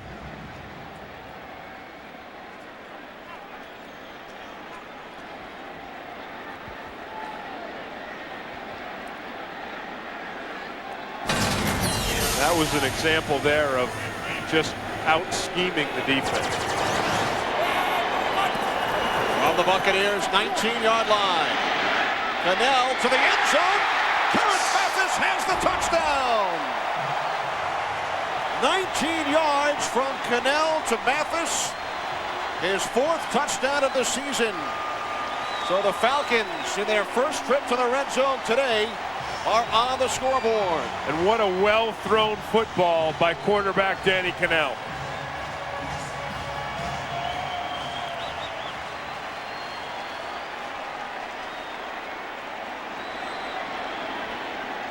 Cannell's first touchdown pass of the year.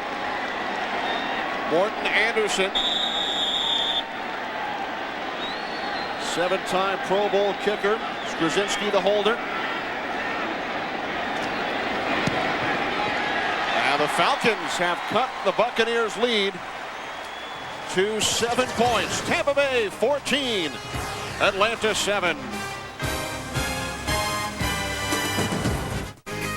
Fox NFL Sunday, brought to you by the United States Marine Corps. The change is forever. Kenny Albert, Tim Green from the Georgia Dome. 14-7 Buccaneers. Falcons quarterback Danny Cannell, 8 of 9 for 70 yards in the air on that drive.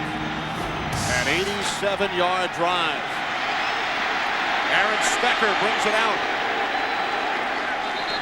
to the 19-yard line. We'll return to the Georgia Dome after these messages.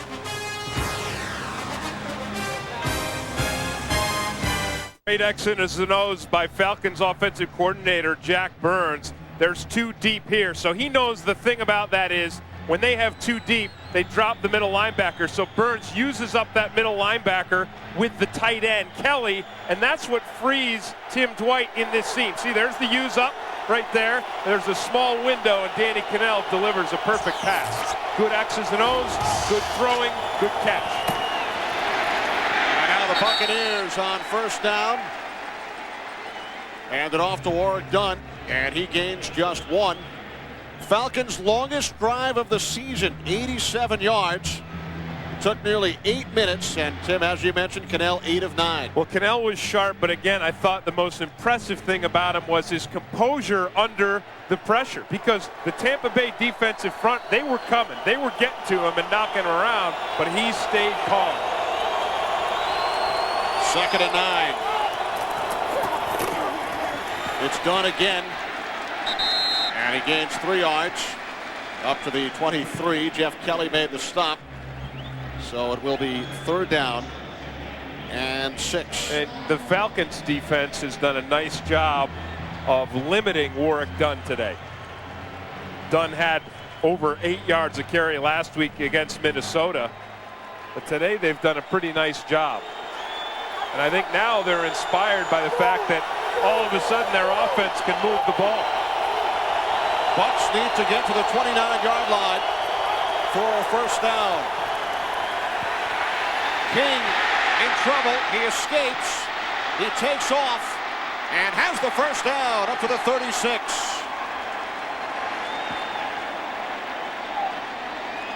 A gain of 13 yards by Sean King. Well, Kenny, Sean King wanted to go to Keyshawn Johnson. We'll watch him here. There's pretty good coverage on Johnson. He's got some underneath. He's got some over the top.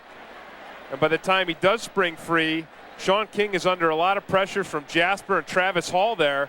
But then we talked about it earlier. King has that new dimension that a lot of young quarterbacks do. He can pull the ball down. He can rely on crazy legs to get up the first down. From the 37. Dunn looks to cut it back inside. Gains 2 yards up to the 39. Jeff Kelly again made the stop. 2nd and 8 coming up. Boy, Warrick Dunn usually has really good vision, but I thought he should have stayed to the outside on that. He cut that back right into the maw of the Falcons defense, where I thought he had some pretty good blocking on the outside. Falcons defense has done a good job today. Buccaneers only 143 yards of offense. They gained over 400 yards against the Vikings last week. It's done. And he's Thrown to the turf by Brady Smith after a gain of 8. And again pushing and shoving after the whistle. Well, I think Brady Smith was frustrated because a little running back is like Warwick Dunn kind of gave him a rodeo ride. Let's see, Dunn 5'8", 180. Brady Smith 6'5", 270. So you expect when you get a guy like that you're going to be able to just hit him and he's going to crumple. But Warwick Dunn is surprisingly strong for his size. And Dunn did not back down from Brady Smith. Dunn picked up the first down. On this drive, 15 yards, only 38 in the game. 1st and 10 from the 48. Buccaneers leading by a touchdown. Dunn, good second effort. After it looked like he would be hit for a loss, he gains 2. Chuck Wiley made the tackle. I think the Falcons defense is playing with great gap integrity. They've got the cutback covered all the way. So watch it here. Watch Wiley here. He's got that cutback and he's got it covered really well. And then there's Ronnie Bradford there as well. So nice disciplined defense by the Falcons front 7. Thing you have to be careful of with Warwick Dunn is, I mean, he has the potential every play to go all the way. It's Dunn on 2nd and 9. Look out. I think he heard you. Yeah, that's the danger. That's what Warwick Dunn does. 21 yards on that carry. And all of a sudden, what was a solid defensive performance against the run by the Falcons turns into something that's not so good. Just one run.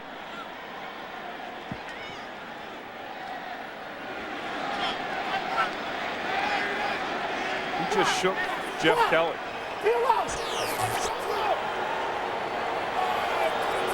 From the Falcons 30. King rolling right. Pass intended for Keyshawn Johnson. What's going on with the Giants and the Browns, JB? Kenny and Tim, lest my colleagues forget, it is the New York Giants sitting at the top of the NFC East. Kerry Collins and Monty Toomer breaks a couple of tackles, 17 yards to pay dirt. It's 17-3 Giants. 5:19 in the 3rd. Back to Kenny and Tim.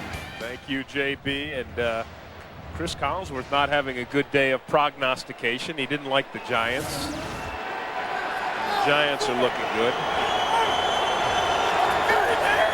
Monty Toomer with the touchdown, so they lead the Browns 17-3.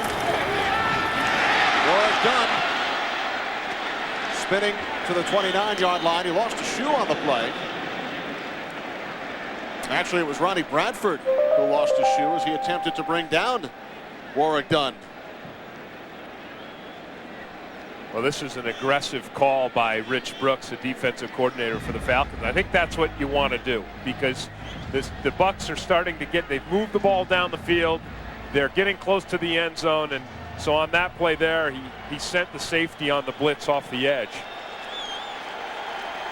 And I think they're going to have to continue to play aggressively right here to change the momentum of the Bucs offense.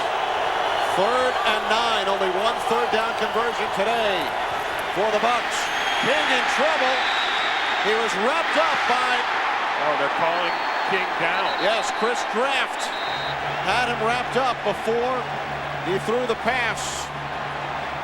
And for Chris Draft, his first sack of the season. Well, it was a nice effort by Sean King. The problem is that if you're going to have rules to protect your quarterback, exactly, this is what's going to happen at times. He was in the grass. Yeah, he was in the grass, and they blew the whistle. And those rules are there again to protect quarterbacks, but it was a great effort by Sean King. This is a 51-yard field goal attempt. Gramatica 5 for 8 in his career from 50 or more yards. He is now 6 of 9 as he leaps into the arms of holder Mark Royals. His 9th consecutive field goal, extending the Buccaneers lead. 17-7 Buccaneers lead, late 3rd quarter. Martin Gramatica, the NFC Special Teams Player of the Month in October, hitting from 51. to extend the Buccaneers lead. Here's Tim Dwight. Always exciting on special teams for the Falcons. A 14-yard return. Rondé Barber made the tackle. Back to the Georgia Dome after this. Sunday is brought to you by Southwest Airlines, proud sponsor of the NFL and official airline of the Super Bowl. By Compaq, welcome to the new IT, inspiration technology from Compaq. By Zocor, talk to your doctor about Zocor today. And by Bud Light, for the great taste that won't fill you up and never let you down. Make it a Bud Light. The Monster.com blimp Trump is providing us with these live aerial shots. Monster.com operates 2 blimps in the U.S. Trump is the name of the green monster on the front of the blimp, and he is the flagship monster for Monster.com. You can find out more about Monster.com's blimps on their website while you're watching the X-Files tonight. Falcons from the 29 marched 87 yards down the field on their last possession. Over the top, and Derek Brooks lost his helmet as he made the tackle on Jamal Anderson. Wow. You could hear it up here. Yeah, you could hear it and you could see it. And again, this is why Derek Brooks is, I think, the best tackler in the NFL. Let's listen.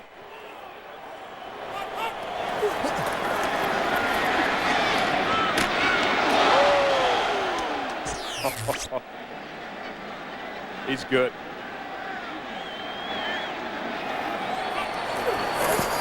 Falcons get the snap off before the clock wound down. Jamal Anderson picks up a first down to the 41-yard line on the final play of the third quarter.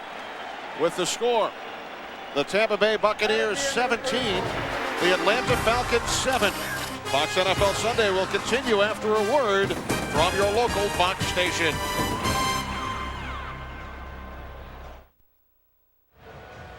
(17-7) Buccaneers as we welcome you back. Kenny Albert along with Tim Green. Danny Cannell had an 87-play drive for the Falcons' only touchdown. Yeah, and he did it with the short passes, intermediate passes, working his way down the field. And now, all of a sudden, Jamal Anderson looks like he's invigorated as well. First and 10 Falcons from their own 41. Cannell changing the play.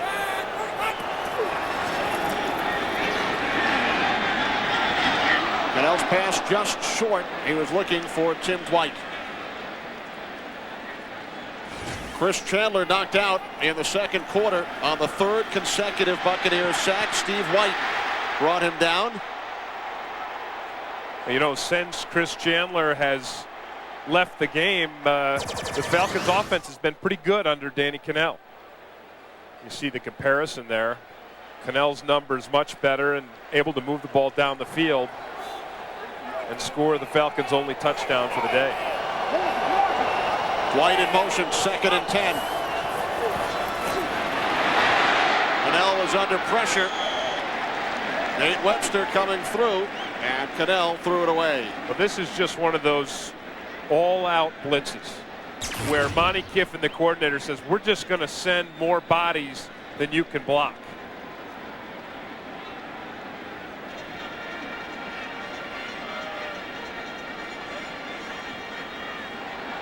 Again, I think Danny Cannell really does a fine job of handling that kind of heat. Now third and 10, and Cannell calls timeout with the play clock winding down. First Falcons timeout in the second half.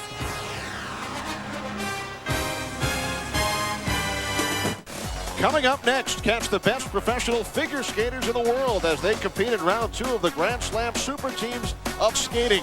Brian Boitano, Katarina Witt, Brian Orser, and Nicole Bobek headline a star-studded field of Olympic and world champions. The Grand Slam Super Teams of Skating. Next on Fox. Third and 10 from the 41.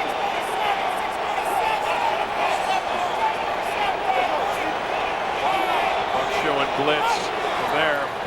Long count by Cannell. And Cannell's pass is caught for a first down by Tim Dwight.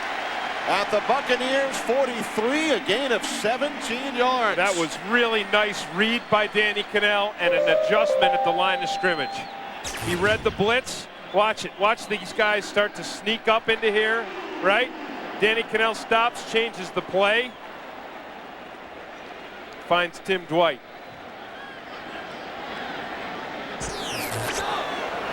Cannell's 20th completion today. Most for Cannell as an Atlanta Falcon in one game. Incomplete on first down. And Cannell took a shot from Warren Sapp.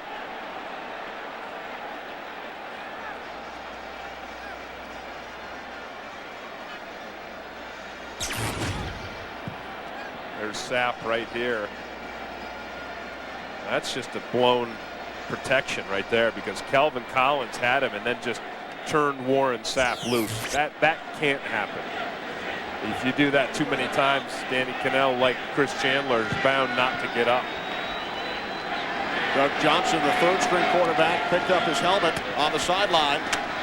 Cannell to Sean Jefferson. He is gang tackled by the Buccaneers. John Lynch, first one in, gain of 2. So it will be a 3rd and 8. There's Johnson, the rookie out of Florida, who has seen action in one game this year in Denver week 2. Doug Johnson actually has a really nice arm, but the reason why Danny Cannell is the backup quarterback and won that battle from Tony Graziani is because of the experience. Cannell's a guy who has led a team to a winning season and even to the playoffs with the Giants. 3rd and 8. From the 40, 3 wide receivers. Now incomplete. He was looking for Jamal Anderson again.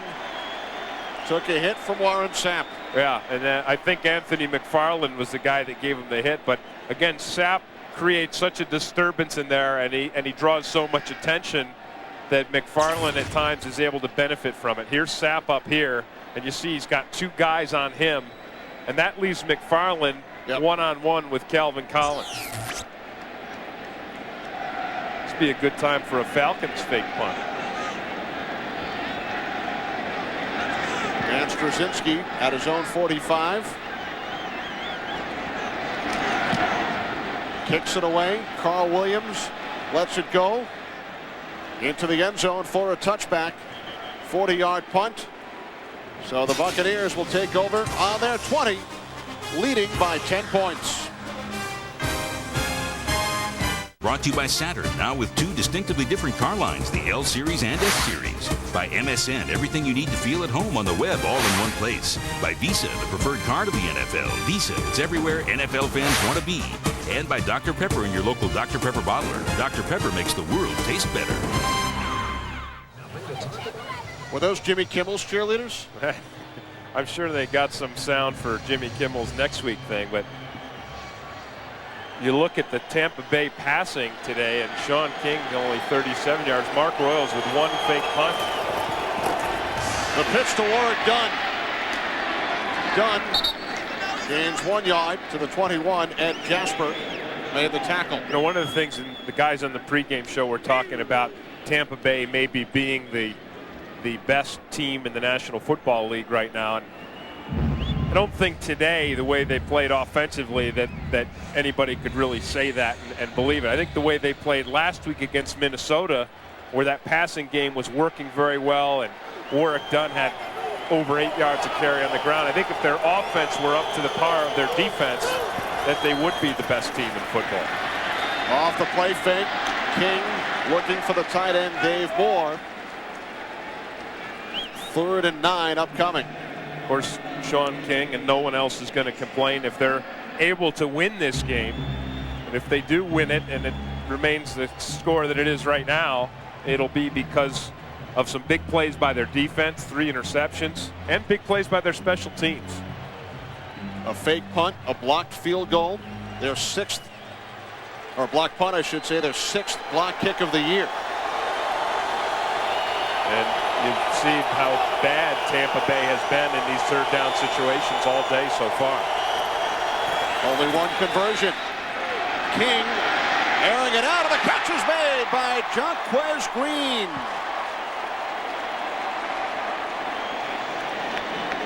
Down to the Falcons 44, a 35-yard pass play, so King nearly doubles his total yards for the game with one pass. And this is just a go route, and look how beautifully this ball is dropped in there by Sean King.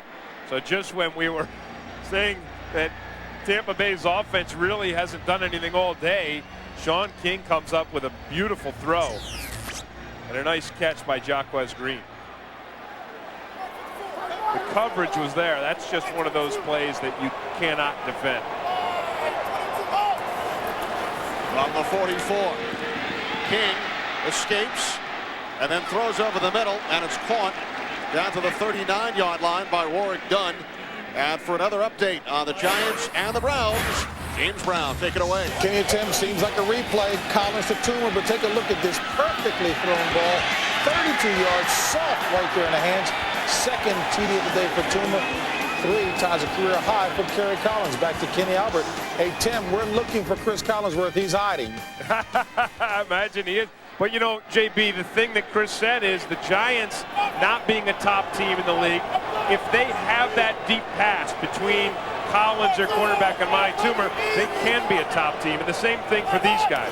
If King can develop a consistent deep passing game, this could be one of the top teams in the league. All stunt down to the 35-yard line. Chuck Wiley made the stop. Looks to be about a half-yard shy of the first down marker, so it will be a third and about a half yard. Monty Toomer had the big game last week against the Philadelphia Eagles. 2 touchdown catches today as the Giants look to go 7-2. You know, and the Giants really not a dissimilar team to the Tampa Bay Bucs. Very strong defense, strong especially against the run. Solid run game. They just lack that deep pass, and today they found it. All stop on 3rd and 1. Stop shy. I think so. Great effort by the Falcons defense. Really outstanding. They really needed to take over the line of scrimmage, and they did. So now the Bucs will go for it. They have not converted a 4th down play this year. They're 0 for 4 on 4th down.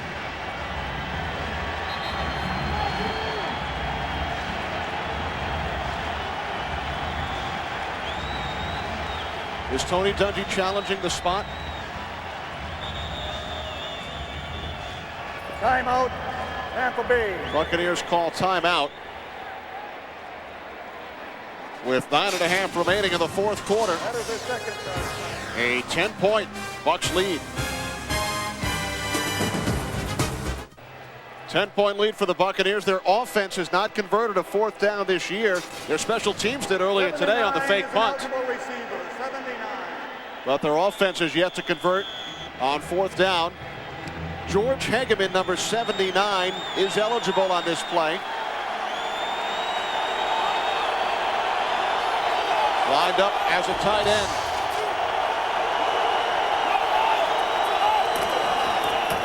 All stop. He's got it. Well, that's good blocking up front.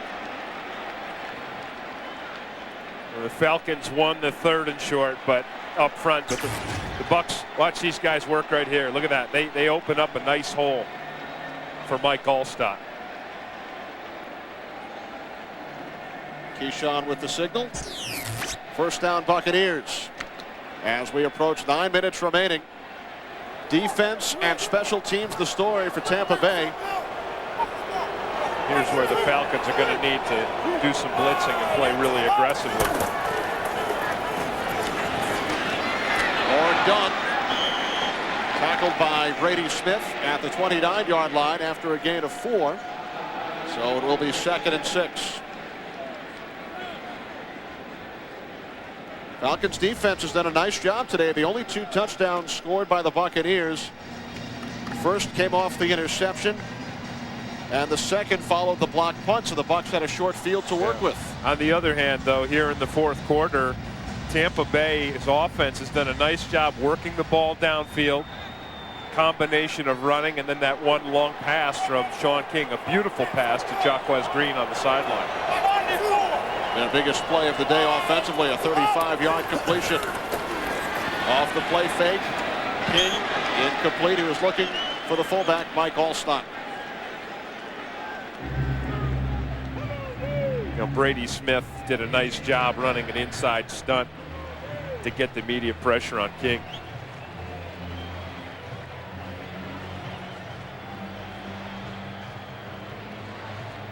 King only 81 yards in the game. 35 came on that one pass play to Jaquez Green. 3 wide receivers. Green split to the left. Johnson and Anthony to the right. This is where he's going to want to look for Keyshawn. He's only thrown to Keyshawn once this half. King looking for Johnson in the end zone. Touchdown. His second of the game.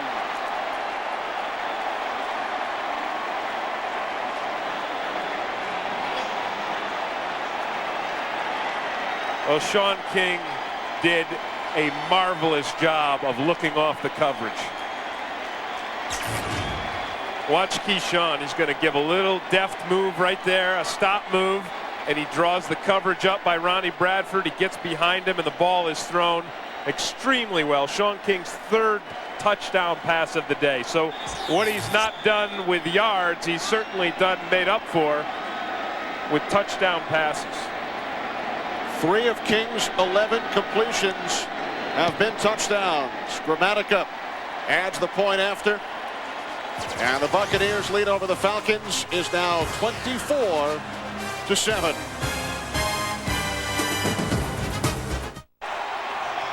Keyshawn Johnson's first 2-touchdown game as a Tampa Bay Buccaneer. You know, Kenny, in the pregame show, Pam Oliver did a great interview with Warren Sapp, and he said King broke out. Watch King. Look at him. You see him look off.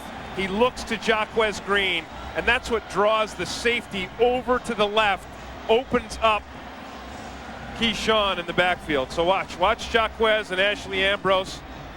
They're running there. He looks. Watch the safety. See the safety here? The safety, Marty Carter, is drawn off. Actually, it's Gerald McBurrows by Sean King's subtle look off. That's a breakout. You know, breaking out doesn't just mean throwing touchdown passes. It means being smart on the field. And Sean King was smart on the field. Bucs lead 24-7. There's a bright orange monster over the Georgia Dome today. The Monster.com blimp Trump is bringing us these magnificent views. Trump travels at a maximum speed of 63 miles per hour and can climb 1,400 feet per minute. You can find out more about Monster.com's blimps on their website. A huge Buccaneers contingent made the trip up from Tampa to the Georgia Dome. And they have a lot to cheer about. Bucs lead the Falcons 24-7. Falcons from their own 19. And the pass was deflected and then picked off by Jamie Duncan. And then it popped loose.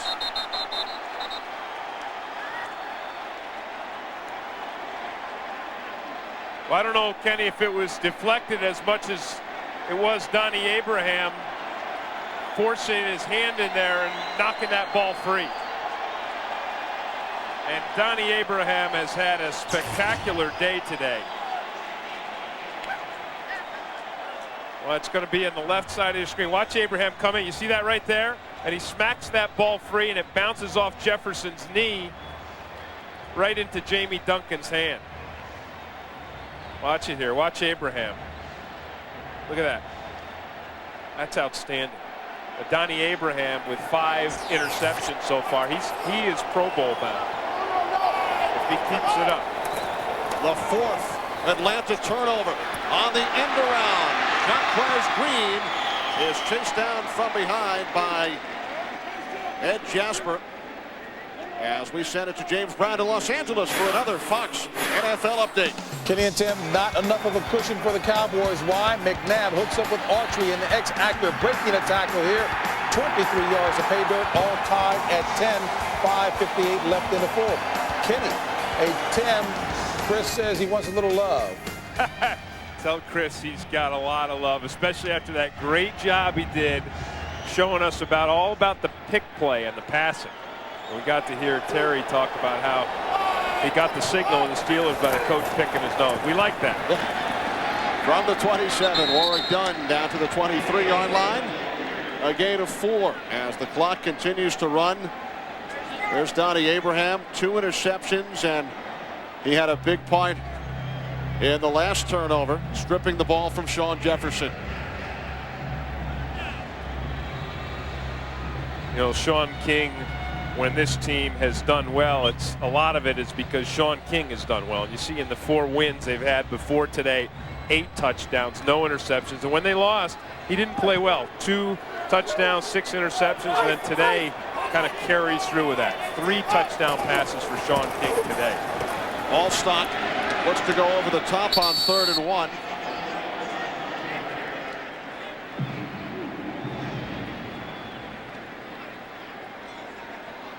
Still waiting for the official signal from the officials.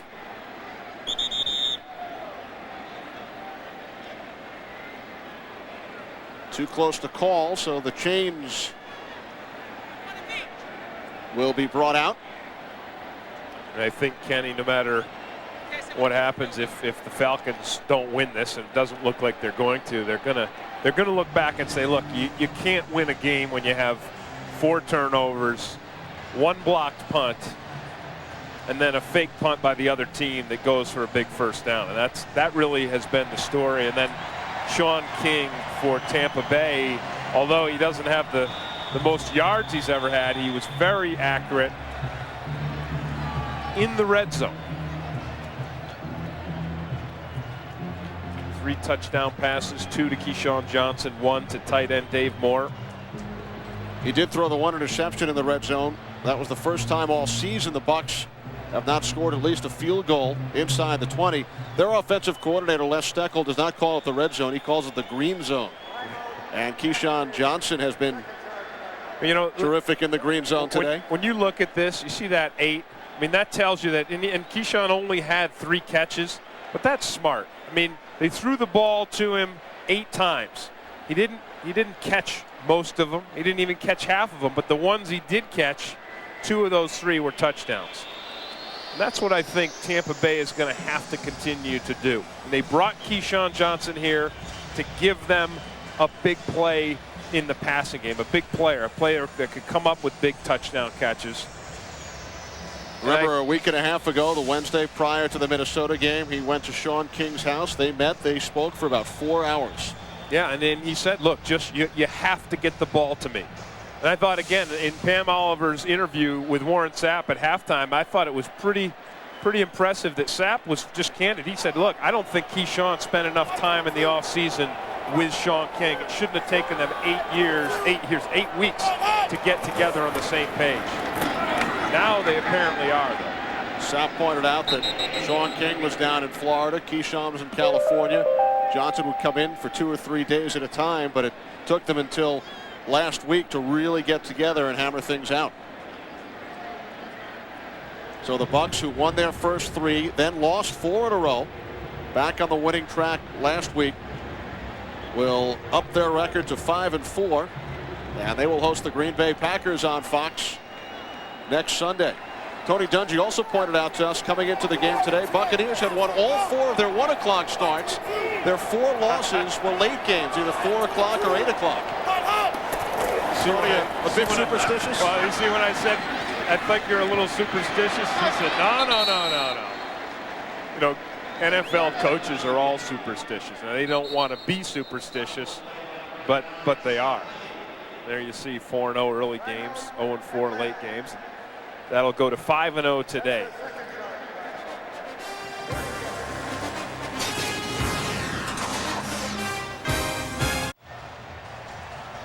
Back in Atlanta, Kenny Albert with Tim Green, 24-7 lead for the Tampa Bay Buccaneers over the Atlanta Falcons. 4:35 remaining. 3rd and 3 for the Bucs from the Falcons 16.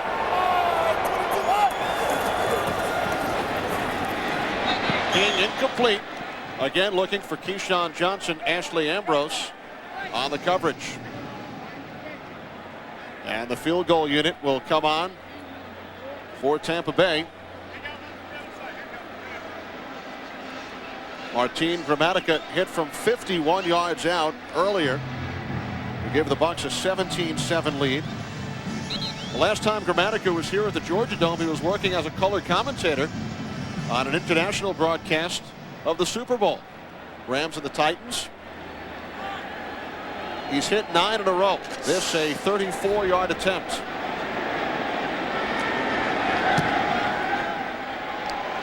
Gramatica 2 for 2 in today's game. And the Buccaneers lead is now 27-7. Won the Super Bowl right here in Atlanta. Buccaneers hope to become the first home team to play in a Super Bowl down in Tampa in January. Tim Dwight back deep for the Falcons. 4.5 to play. And the kickoff bounces through the end zone for a touchback. So the Falcons and Danny Cannell will go to work from their own 20-yard line. Terrific job by our entire crew today, as always. Producer Rich Russo, director Peter Bleckner, associate director Barry Landis, broadcast associate Robert Slosby, our technical producer Kevin McRoby, studio produced by Scott Ackerson, directed by Bob Levy. The senior producer of Fox Sports is Bill Brown. The executive producers Ed Gorin and David Hill. Crunching the numbers, Eric Merlis with Ben Bowman, Eric Norton, and Mark Cole. And we would also like to thank Jamie McCombs and Jeff Morello. Great job, guys. Here in Atlanta, 27-7 Buccaneers. As Cannell's pass is nearly picked off. Ioka Jackson, Steve White. That was a nice play by Todd McClure, the center for the Falcons. And it was Dexter Jackson who nearly had the 5th. But really, watch takeaway. McClure. Watch 62 McClure. Look at that. Nice hit to break up that. Which would have added insult to ignominy. That word ever been used on a football telecast? Well, it's getting late here. Cannell rolling right, under pressure, taken down by Anthony McFarland. 4th sack of the day. Buccaneers closing in on their team record for 1 year. They now have 41. Their team record is 44, set 3 years ago. Well, it's nice coverage downfield, Kenny, that enables McFarland to pick up this sack. And we've seen good coverage by Tampa Bay secondary all day. See that right there. Nice jam on Sean Jefferson. And then what that does, here's the speed. Now watch McFarland just run Danny Cannell down. McFarland went around the center. McClure, they were college teammates at LSU, and McFarland was in McClure's wedding party last year. Matched up against one another today. How'd you know that? I read about it. I wasn't at the wedding. Invitation got lost in the mail. Jamal Anderson across the 20. A gain of 11 yards. Big day for Derek Brooks and the Buccaneers defense. 41 sacks, 2 shy of their total from last season.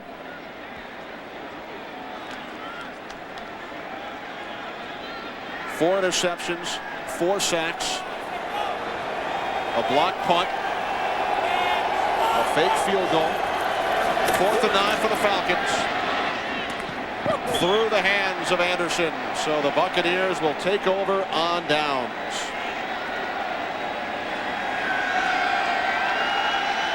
And most of the fans remaining here in the Georgia Dome are wearing Buccaneers colors. And the Bucs hearing it from the crowd. Well, I think one of the things that Tony Dungy did with his team, which was really smart a couple of weeks ago, they were on a 4-game losing streak, and he said, look, I know that we started out this season talking about being the best team in the NFL, having the best record, and then that would enable them to play throughout the playoffs with a home field advantage. They're not going to have that now. And when I asked Tony yesterday how he refocused. He said, look, I told these guys, we just have to become a better football team. We have to become better offensively if we're going to achieve what we set out to achieve. They have to take it now game by game. Joey Hamilton, the former Georgia Tech star, now in at quarterback for the Tampa Bay Buccaneers, 7th-round draft pick. He finished second in Heisman Trophy balloting to Ron Dayne. So Hamilton making his regular season debut in the NFL. And while the Atlanta fans here certainly have a lot of them have an affinity for Georgia Tech, I don't think anyone here in Atlanta is too happy to see Joe Hamilton get into this game. 4-year starter for the Yellow Jackets.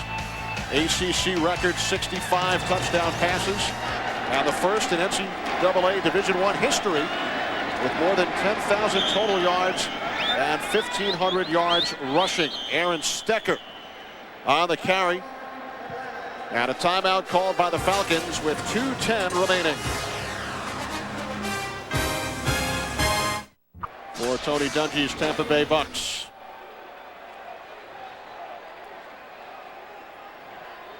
Buccaneers' second-string quarterback is Eric Zier from the University of Georgia, but Tony Dungy giving Joey Hamilton the chance here in Atlanta. 3rd down and 9. Aaron Stecker.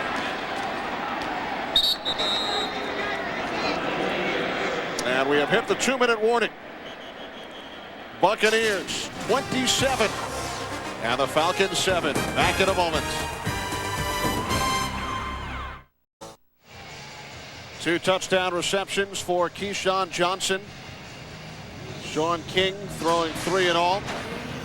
Buccaneers 27-7. Their defense 4 sacks, 4 interceptions, a blocked punt, a fake punt. On 4th down, Hamilton takes off and then was tricked. He lost the football. It's still loose. And the Falcons have it. They would have taken over on downs even if Ray Buchanan did not recover. And the other thing the Tampa Bay defense did very effectively was they contained Jamal Anderson. Anderson with just 14 carries, 44 yards today. And coming into this game, Dan Reeves wanted to put the ball in Jamal's hands. He wanted to be able to run the ball and establish the run and open up the pass from there. But Tampa Bay's defensive coordinator, Monty Kiffin, was absolutely determined not to let that happen. In fact, the Bucs players all talked about Jamal Anderson, and there's Monty Kiffin, and how they felt that he really, where Warren Sapp is the heart and soul of Tampa Bay, Jamal Anderson is the heart and soul of the Atlanta Falcons.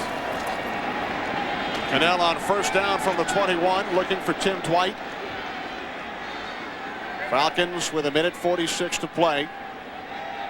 Will drop to 3-7, and the schedule does not get any easier. They go on the road for their next 3 games in Detroit next week, and then a 2-game road trip. They will stay out in Northern California. They play the 49ers and then the Oakland Raiders. They will not come home. They'll spend the Thanksgiving week in the San Francisco area. So 3 straight on the road.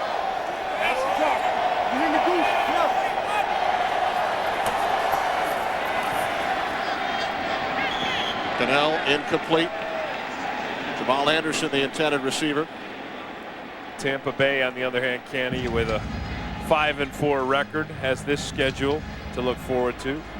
Green Bay at home, which should give them an advantage. At Chicago. Chicago has not looked good all season, although today they've been ahead of the Colts most of the day. And then they face Buffalo and Dallas at home, and then go to Miami. So those are all games that you would think Tampa Bay would be favored to win. I don't know my directions. Jamal Anderson, 1st down and more out to the 36. Last year, Buccaneers were also 4-4 heading into game 9, and they lost only 1 the rest of the way. They finished by winning 7 of their last 8, and they will start the second half of the season with a victory here this afternoon. Cannell on 1st down, dropped by Anderson.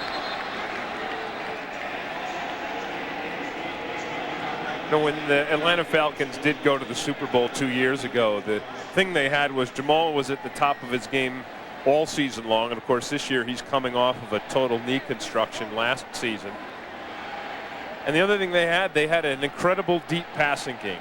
Chris Chandler was throwing the ball, the deep ball, as well as any quarterback in the league, and he had Tony Martin and Terrence Mathis to throw it to. And so far this season, not only has Jamal kind of been on the mend, and although he's gotten better, he hasn't been as strong as he was 2 years ago, but that passing game and the rhythm in that passing game hasn't been what it was for the Falcons. And I think we saw it early on too, Kenny. You know, we saw a lot of those interceptions in the first half were a result of just miscues between quarterback and receiver. You know, the receiver for the Falcons would break one way and the quarterback would throw the ball the other. And Tampa Bay's defense is quick enough back there in the secondary to react to that and not only make that a good defensive play, but a turnover. Quarterback Chris Chandler knocked out of the game in the second quarter with a concussion. He was sacked on 3 consecutive plays. Cannell's 40th attempt of the game is caught by Bob Christian.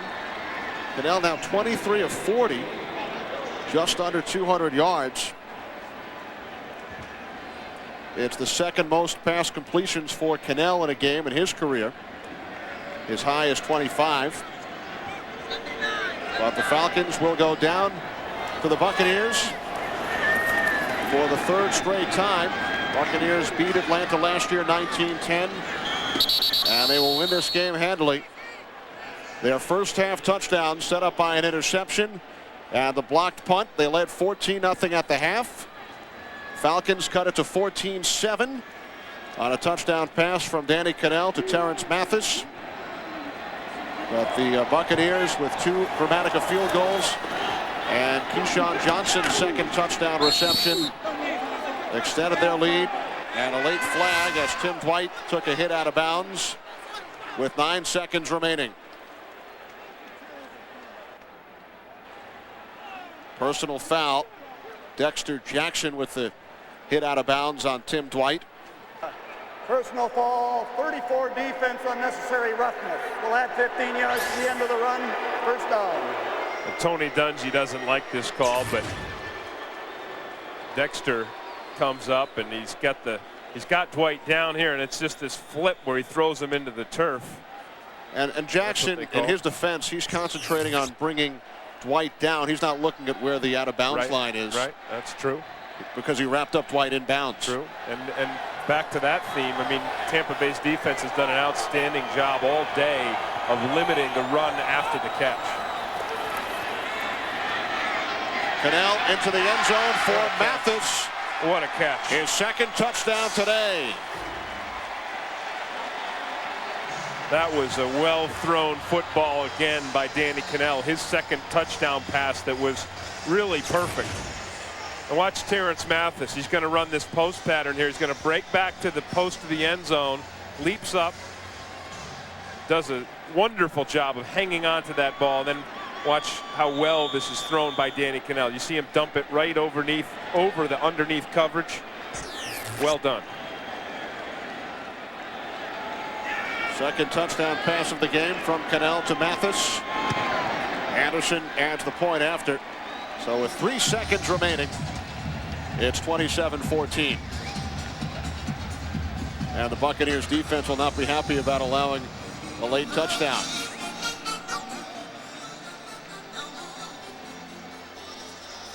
Very small consolation for Terrence Mathis and the Falcons, who came into this game, I thought with a good level of confidence. They beat Carolina last week with a late game surge in their offense. They had about an 80-yard drive for a touchdown, and then they had an interception by Ashley Ambrose that set up a game-winning field goal. I think they felt they could play with the Bucs today, but for the turnovers and the big plays on special teams, they did a pretty nice job. If they'd only scored more points than Tampa Bay, they could have won. Very good. A Syracuse education. The Warren Sapp yesterday said, took you 6 years to learn that in law school? What a character. What a joy to spend time with. Oh, really? I mean, smart and funny and gregarious. I mean, just a warm person.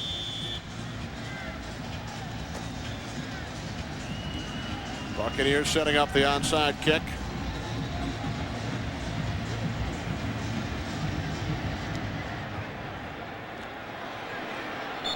Out of bounds, so Anderson will do it again.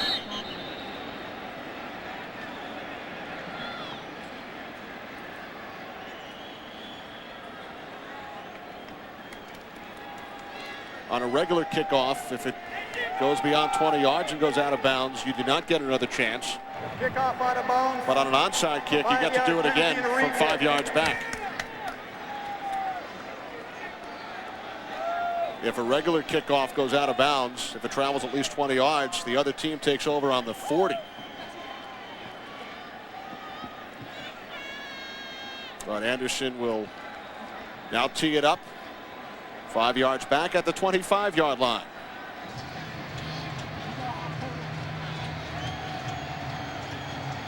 So Dan Reeves and the Falcons will drop to 3-7. They started the year 2-1. But will lose for the 6th time in the last 7 games. Tampa Bay now with 2 wins in a row, and the recent history of an outstanding second half of the season. I think these guys are just going to continue to play well, be invigorated by what happened here today. Onside kick is taken by Dave Moore. Still 2 seconds remaining. Dave Moore caught the first touchdown pass of the game from Sean King. Now the clock winds down. And the Buccaneers fans on their feet. A 27-14 victory over the Atlanta Falcons. For Tim Green and our entire crew, Kenny Albert saying so long from Atlanta. Now we take you to the Cowboys and the Eagles with Pat Summerall and John Madden.